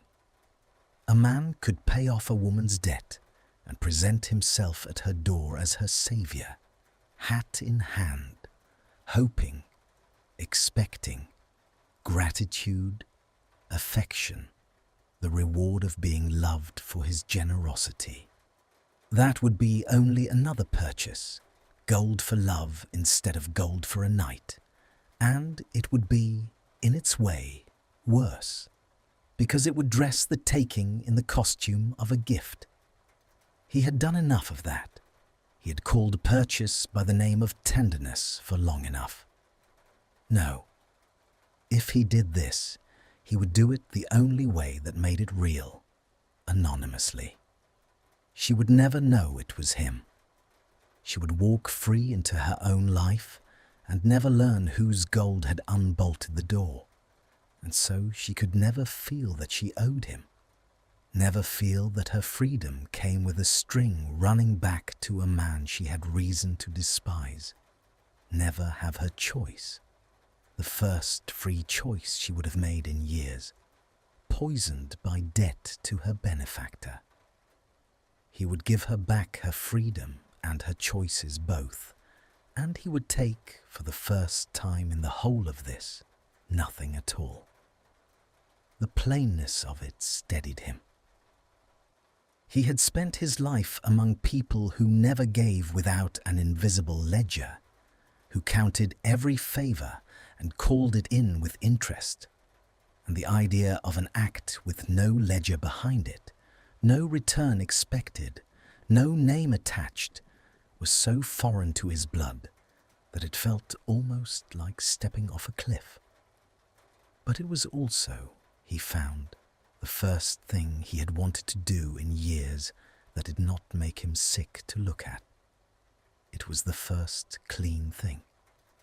There were practical matters, and he turned to them with a focus he had not brought to anything since the ministry years before his own quiet collapse into idleness and gold. He could not simply walk up the tallow-smelling stair and offer to buy the debt. The manager knew his face, knew his terms, would understand at once which client had come to free which woman, and the anonymity would be lost before it began. The manager would also, being who she was, see at once that the debt was worth more to her than its face value the moment she knew a rich man wanted it cleared. She would raise the price, complicate the contract, turn his clean act into a haggle. And there was always the danger she would tell Hermione who had paid out of malice or simple gossip, and ruin the one thing that made the act worth doing. So it could not be him, not openly. He engaged a solicitor, a discreet one, a man whose own clientele had taught him the value of asking no questions. And through that solicitor, through a second solicitor engaged by the first, so that no thread ran back to the name Malfoy, he opened negotiations to purchase the entirety of one dancer's outstanding obligations to the house. The original notes the house had bought, the accumulated keep, the advances, the whole designed to be endless arithmetic, every nut of it paid in full and at once. The house, presented with a faceless buyer offering full value in clean gold for a debt it had expected to extract slowly over years of a woman's body, did what such houses do. It tried to raise the price. The solicitors let it. Draco let it. The gold was filthy, and there was a great deal of it, and he found he did not care in the slightest how much of it the manager extracted, so long as the thing was done and his name stayed off it. They raised the price, he paid the price. They added conditions, the solicitors negotiated them flat. And piece by piece, document by document, through intermediaries who never knew the true purchaser any more than the manager did, the contract that owned Hermione Granger was bought out from under the house that had owned it. He did not buy her. He was careful, savagely careful about this in his own mind, because the line was everything. He did not buy a woman.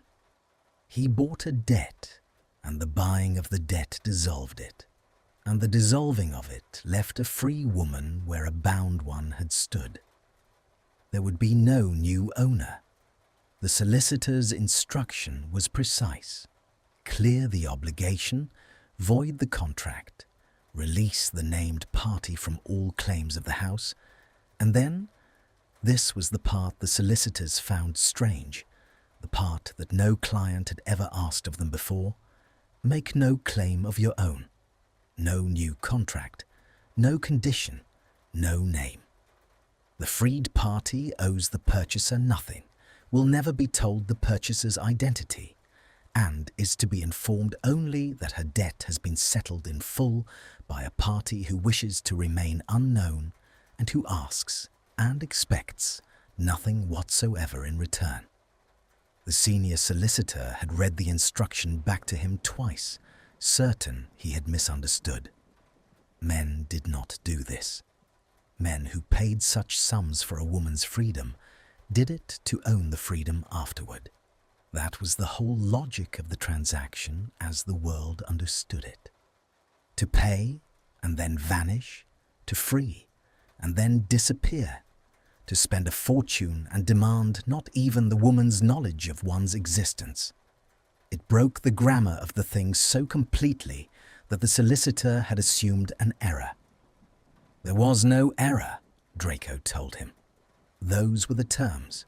Those were the only terms. And as the documents moved through their slow, discreet channels, as the gold left his vaults in untraceable streams, and the contract unravelled thread by thread, Draco Malfoy felt a thing he had not felt in the whole long grey ruin of his adult life. Not happiness. He was not such a fool as to think this would make him happy. He would lose her completely now, lose even the closed door, lose the city she would surely leave the moment she could, lose every last thread that connected him to her. And he knew it, and he did it anyway. Not happiness, something quieter and far rarer. The feeling of a man who has, for once, done a thing for no reason but that it was right, who has reached down into the pit, not to pull a person up toward himself, but simply to cut the rope that bound her, and let her climb out toward whatever life she chose, in whatever direction took her furthest from him. He sat in the library on the night the last of the documents was signed, the fire low, the rain at the glass as it had been at the glass through the whole of it, and he held in his hands the solicitor's confirmation that the thing was done, that the debt was cleared, the contract void, the woman free, and his name nowhere upon any of it. He read it 3 times. Then he set it on the dying fire and watched the parchment curl and brown and catch, watched the last evidence of what he had done, blacken and lift in flakes up the cold throat of the chimney, until there was nothing left of it at all, nothing to find, nothing to trace, nothing to confess, only the fact of a free woman somewhere across the rainy city, and a man alone in a vast, silent house who would never tell her and never see her again, and had, at the very last, learned how to love something by letting it go. The manager told her on a wet Thursday in the tallow-smelling office, and at first Hermione did not understand the words. "You're clear," the woman said. She had a sheaf of parchment in front of her, and her ringed fingers tapped it, and the silver clicked in the way Hermione had come to know as the sound of money changing its mind. Debts settled, the whole of it. Notes, keep, advances, gone, paid in full. She looked up, and for the first time in all the months Hermione had known her, the flat, appraising eyes held something that was not appraisal. It was bafflement, plain and unguarded, the look of a woman presented with a fact that did not fit any of the rules she had built her life on. "You're not the houses anymore. Contract's void. You can walk out that door tonight and never come back, and there's not a thing in law I can do to stop you." The words went into Hermione and found nowhere to land. "That isn't possible," she said. Her own voice sounded far away. She knew the arithmetic of her debt better than anyone.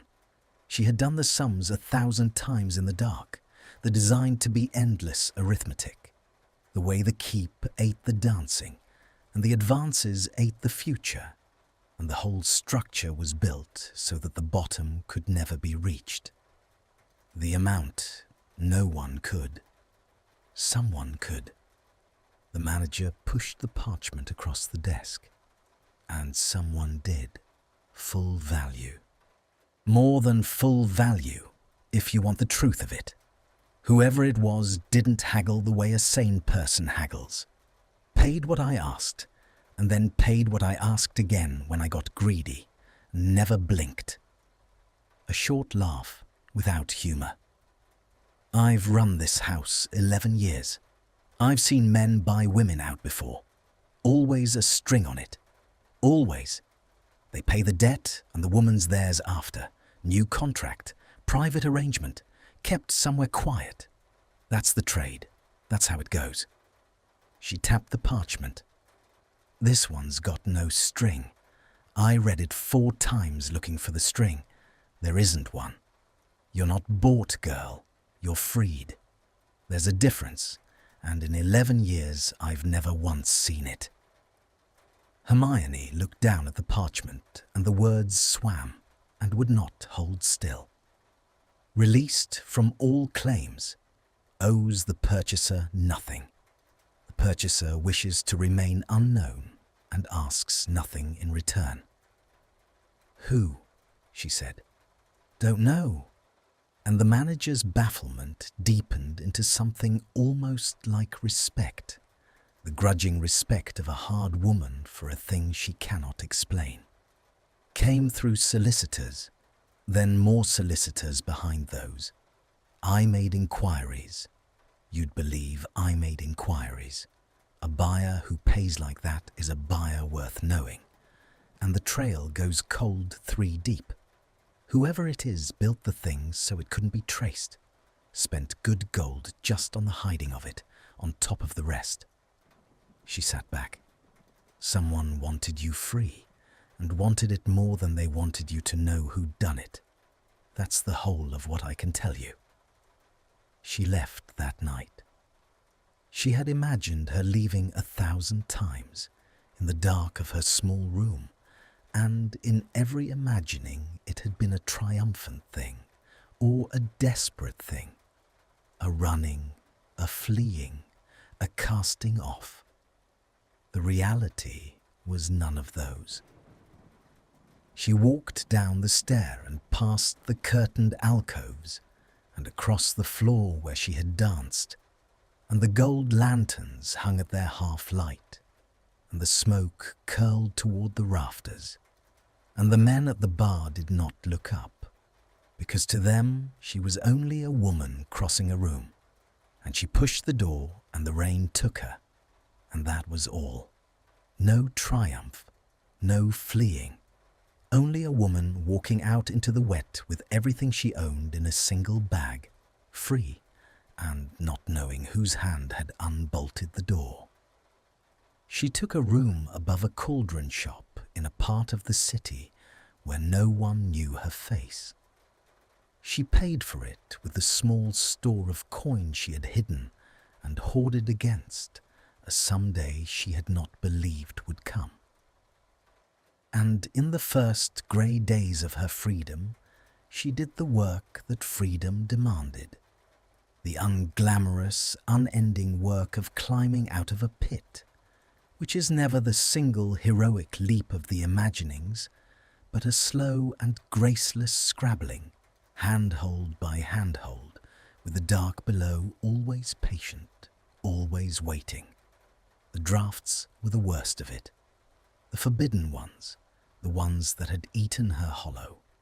Her body still cried out for them in the small hours, and there were nights she came very close. Nights she stood at the edge of going out to find them, and did not, by a margin so thin it frightened her. But she did not. That was the thing she could say of those first weeks, the only thing, and it was enough to build the next thing on. She did not.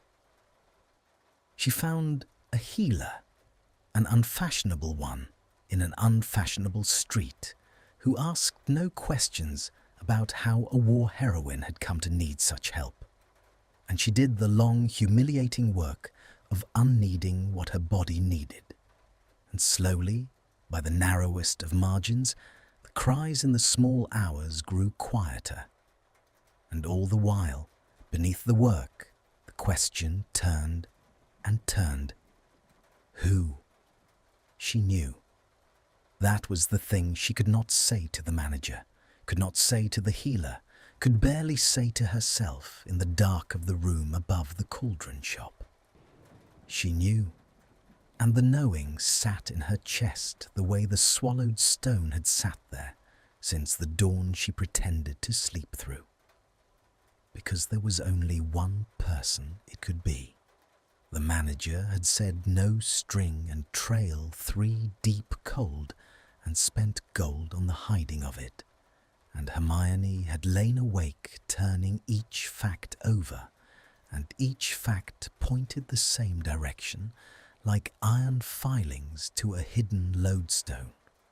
A man with a fortune vast enough to swallow her endless debt and not blink. A man with reason enough to hide his name so completely that even a determined woman could not trace it. A man who would free her and want her never to know, because if she knew, she would refuse it, would fling it back, would not take her freedom from the hands of... She had seen his face in the dawn. She had known the pale hair on the pillow, the grey eyes wet in the morning light, the grief sitting in them like a man looking at a thing he loved and could not keep. She had closed the door on him and never told him why, and he had not raged, had only stood in the hall asking how to make it right, and then gone quiet, gone away, vanished from the house entirely. And now, weeks later, an anonymous fortune had unbolted her cage and asked nothing, demanded nothing, wanted not even her knowledge of its existence. Malfoy. It could be no one else. And the impossibility of it, that Draco Malfoy, of all the men in the world, the boy from the drawing room, the boy who had watched her tortured and done nothing, would spend a fortune to set her free, and then erase himself so completely that she would never be able to thank him, or hate him, or fling it back in his face, broke something open in her that the months of ruin had sealed shut, because she understood what it meant. She understood it precisely, because she was clever, because she had always been clever, because even at the bottom of the pit, her mind had never stopped working. He had not bought her. He could have. With that much gold and the manager's greed, he could have bought her outright, taken her to whatever quiet place he kept, made her his in the old ugly way, and she would have been no worse off than she had been in the house, and might even have told herself she was better. That was the string the manager had looked for and not found. That was the trade, the way it always went. He had not done that. He had done the one thing that gave her back not just her freedom, but her choice, had freed her in a way that left her owing him nothing, beholden to him for nothing, free even of the obligation of gratitude, because she was not supposed to know it was him at all.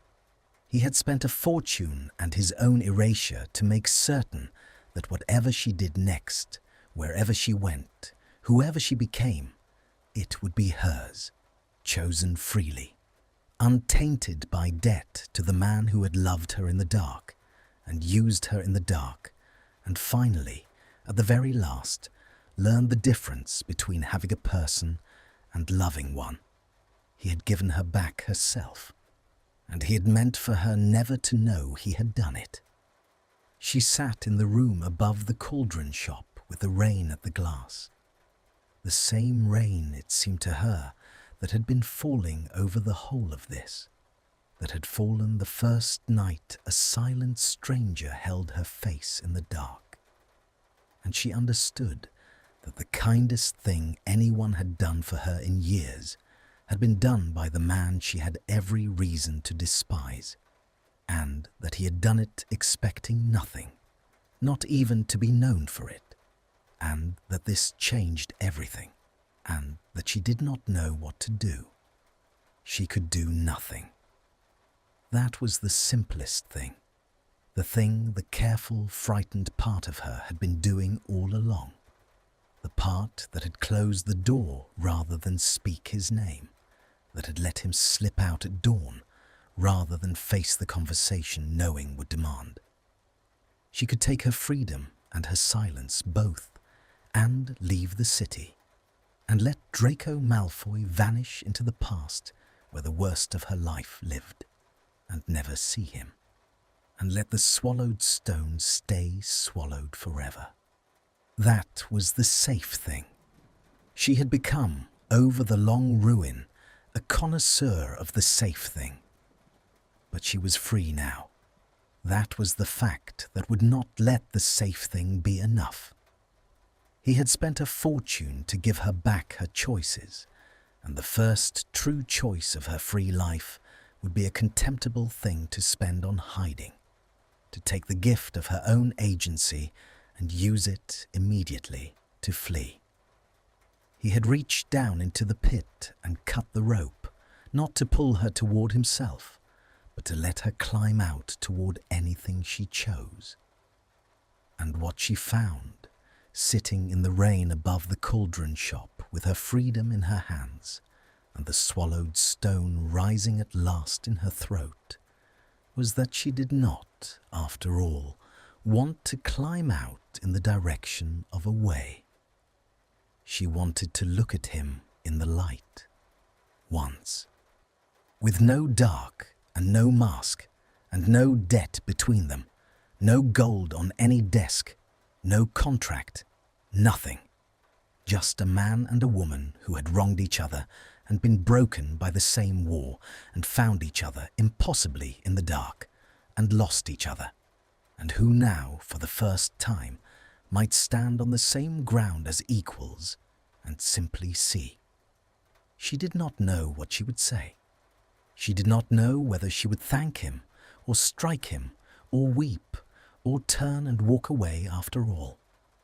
She knew only that she would not let his erasure be the end of it, that she would not take the freedom he had bought her and spend it on the cowardice of never facing the man who had bought it, that she owed him not gratitude. He had made certain she could owe him no gratitude, but truth, the truth that she knew, the truth that she had known since the dawn, the truth that he had never once imagined she carried. She rose.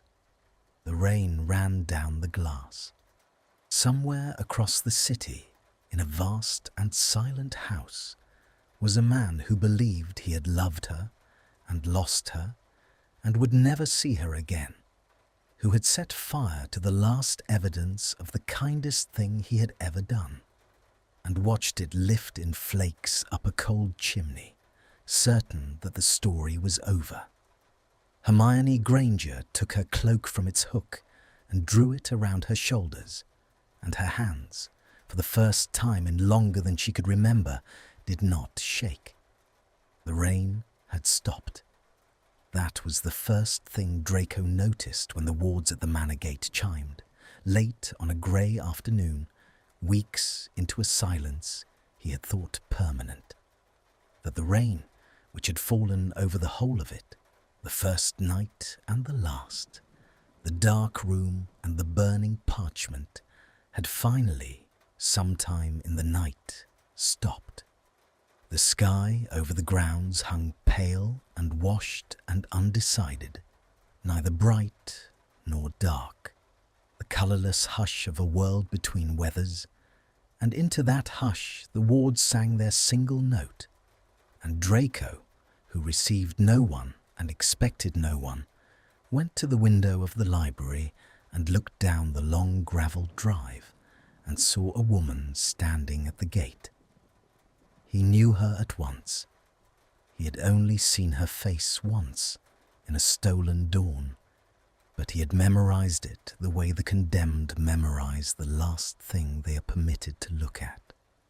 And there was no mistaking the dark riot of curls, the lifted chin, the small straight figure standing alone at the foot of the drive with a cloak drawn round her shoulders and her face turned up toward the house. His heart stopped and then resumed at a speed that frightened him. It was not possible.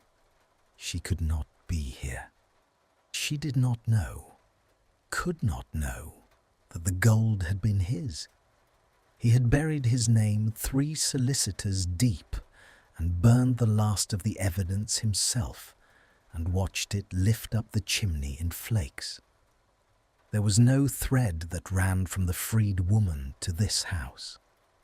There was nothing that could have brought her to his gate, and yet there she stood.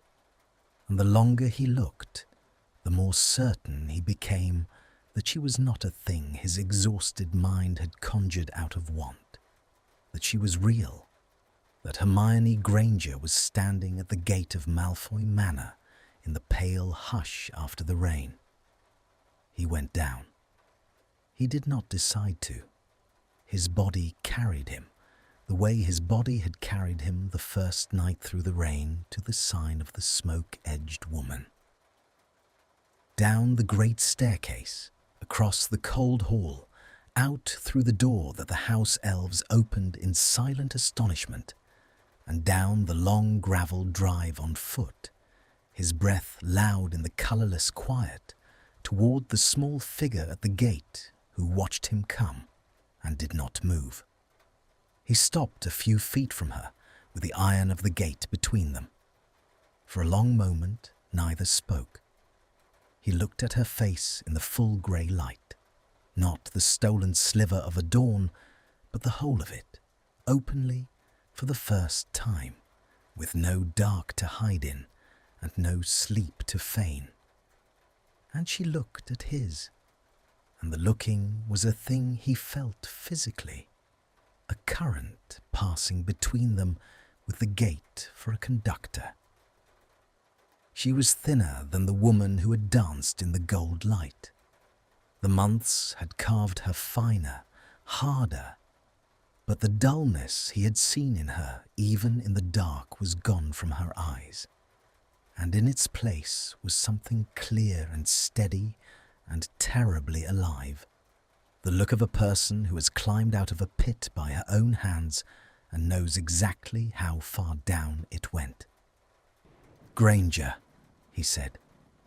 It was the first word he had spoken to her in the whole of it.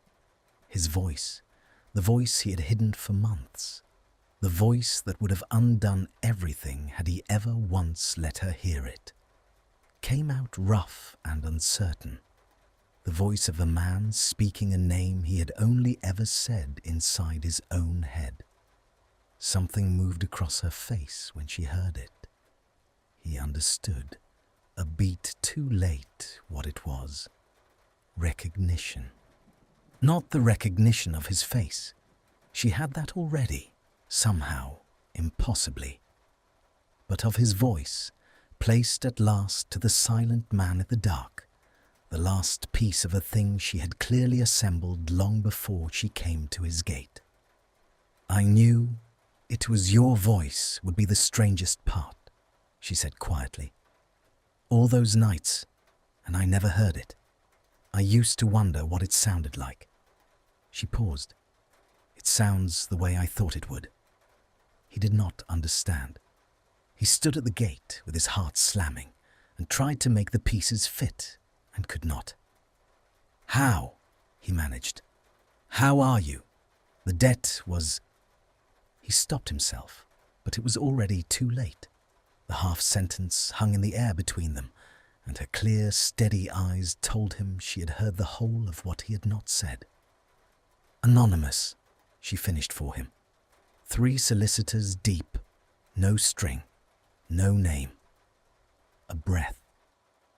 "You spent a fortune on the hiding," the manager said. She'd never seen anything like it in 11 years. She held his gaze through the iron. She looked for the string and couldn't find one. Neither could I. But I didn't need the string, Malfoy. I only needed to ask who in the world had reason to free me and want me never to know. There's only one answer to that. There was only ever going to be one answer. The ground seemed to move under him. The thing he had built so carefully, the erasure, the cleanness of an act with no ledger, the gift she was never meant to trace, lay in pieces at her feet, seen through, undone.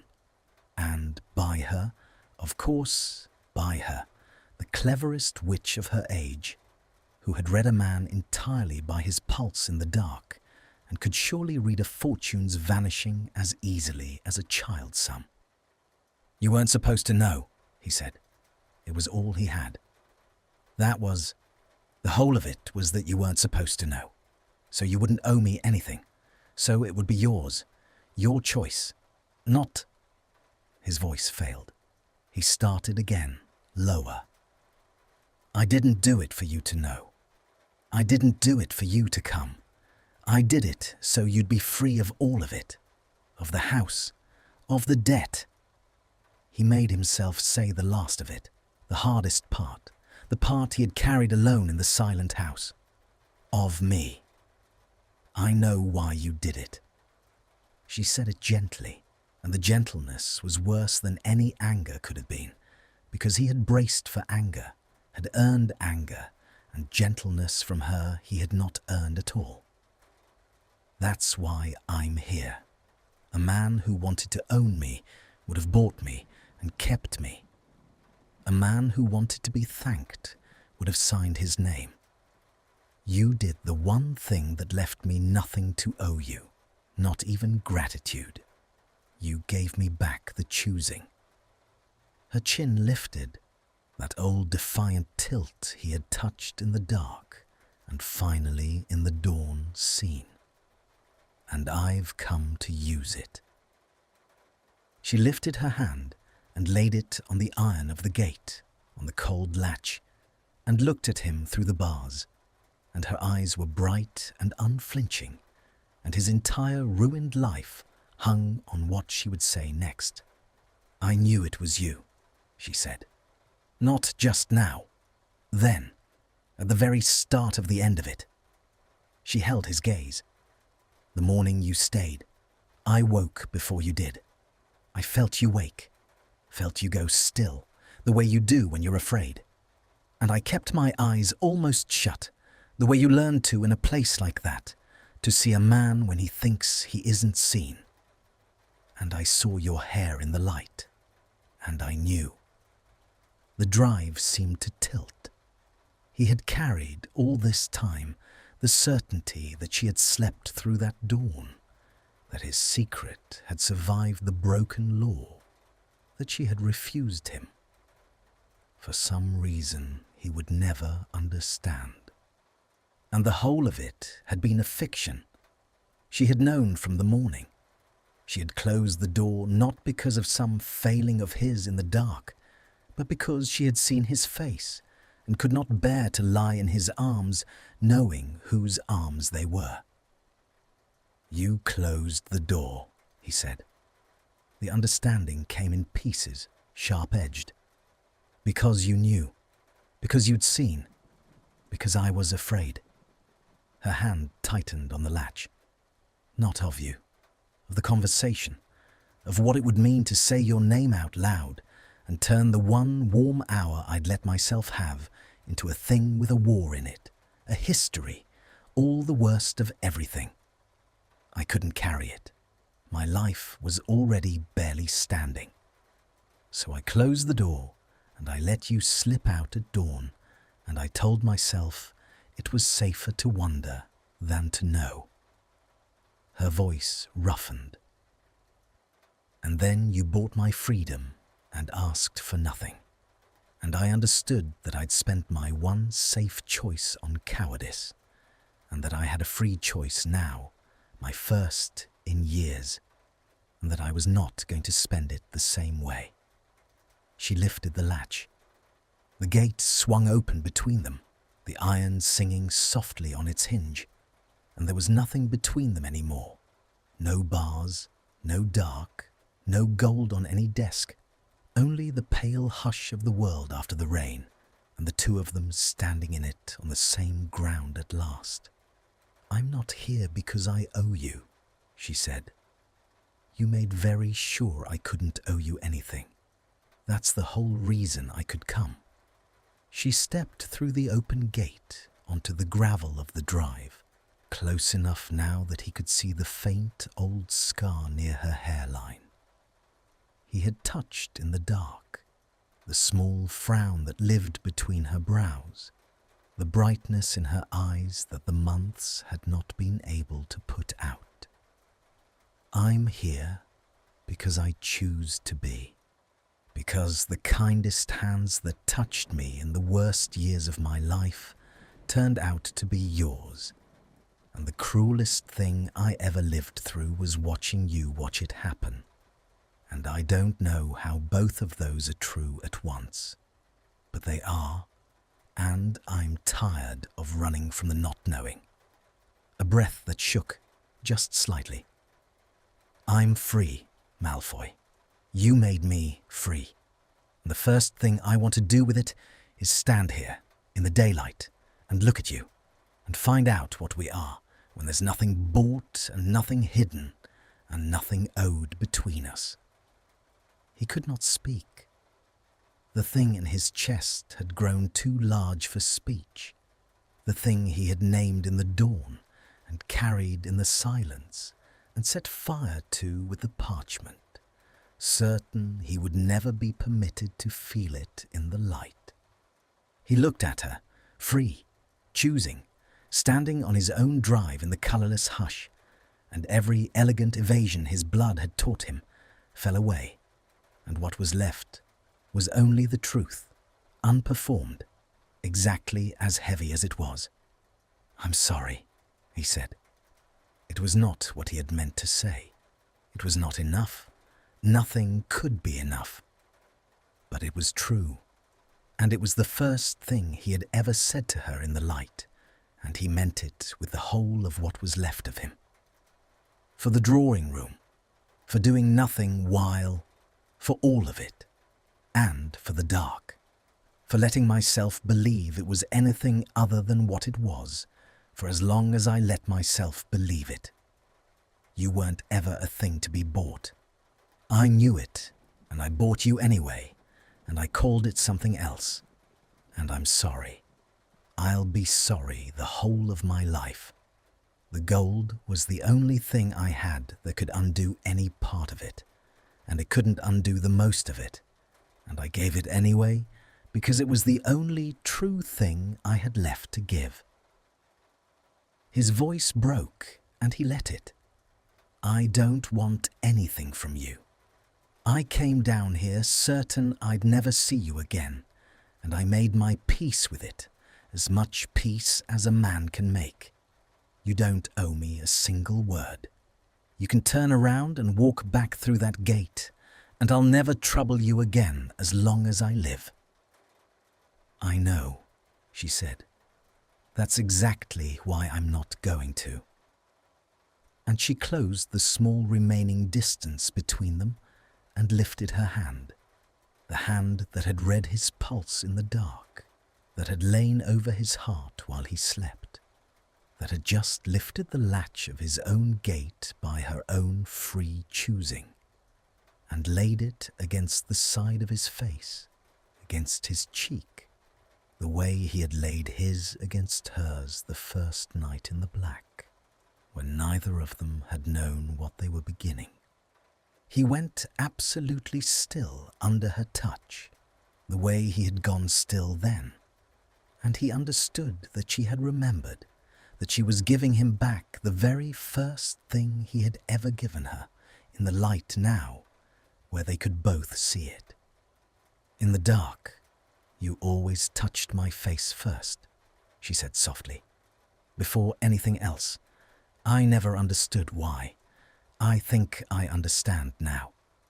Her thumb moved once across his cheekbone, the small, slow arc, and the gesture of someone gentling a thing that has been afraid for a very long time. You wanted to be sure I was real. Yes, he said. The word came out broken. Every time. I'm real, she said. And so are you. And we're standing in the daylight, and there's nothing between us but everything that happened, and I'm choosing. Do you understand me, Draco? I am choosing freely, with the freedom you gave me and asked nothing for. I'm choosing this. And she drew his face down to hers and kissed him. It was nothing like the dark. The dark had been hidden things, stolen things, a man and a woman reaching for each other across a lie. This was full and plain and given in the open, her mouth warm and certain on his, her hand on his face, and his arms coming around her at last, the way they had longed to in every black room, gathering her in, careful as though she might shatter, as though he might. And she did not shatter, and neither did he. And the pale hush of the world held them both as the clouds began, somewhere far above, to thin and let through the first thin gold of a sun that had not shown itself in longer than either of them could remember. He kissed her in the daylight on the gravel of his own drive, with no mask, and no dark, and nothing bought, and nothing hidden, and nothing owed, and felt the whole grey ruin of his life turn over and catch the light, and understood that he had set her free expecting to lose her, and that she had taken her freedom and chosen, of everything in the wide world she might have chosen, to come back and stand in the sun with him. When they broke apart, she did not step away. She stayed in the circle of his arms with her forehead against his, her breath mixing with his in the inch of light between their mouths, exactly as it had in the dark the first night, except that now they could see. Now they could both see. And her eyes, when she opened them, were wet and bright and unafraid. "We have a great deal to talk about," she said. And there was the ghost of something in her voice he had not heard from her in years, not since before any of it, something that in a kinder life might have been called happiness beginning. Years of it, all of it, and it won't be easy, any of it. No, he agreed, it won't. But we'll do it in the daylight, she said. From now on, all of it in the daylight. And she took his hand, chose to take it freely, her fingers lacing through his, and turned with him toward the house where the sun was breaking through at last across the pale stone. Two people who had found each other in the dark and lost each other in the dark and walked out, finally, together into the light. So that is the end of the story. Thank you for staying with me until the last word. I want to tell you why I wrote it. I did not write a story about brothel. I wrote a story about two broken people. Both of them were lost. Both of them were alone. They found each other in the dark because the dark was the only place they felt safe. But the dark was also a lie, and love cannot live in a lie forever. There is one part I think about a lot. It is a part where Draco does not buy her for himself, he pays her debt, he sets her free, and then he hides his name, so she will never feel that she owes him anything. He gives her back her choice, and he accepts nothing. That is the heart of this story for me. Real love does not take, real love does not own. Real love sets the other person free, even when it hurts, even when you might lose them. And here is the beautiful part. She was free to walk away. She could have left forever, but she chose to come back. She chose him in the daylight with her own free hands. Maybe you have someone you love. Hold them gently, let them be free, and if they choose you back, that is the most precious thing in the world. Thank you for listening. Take care of your heart.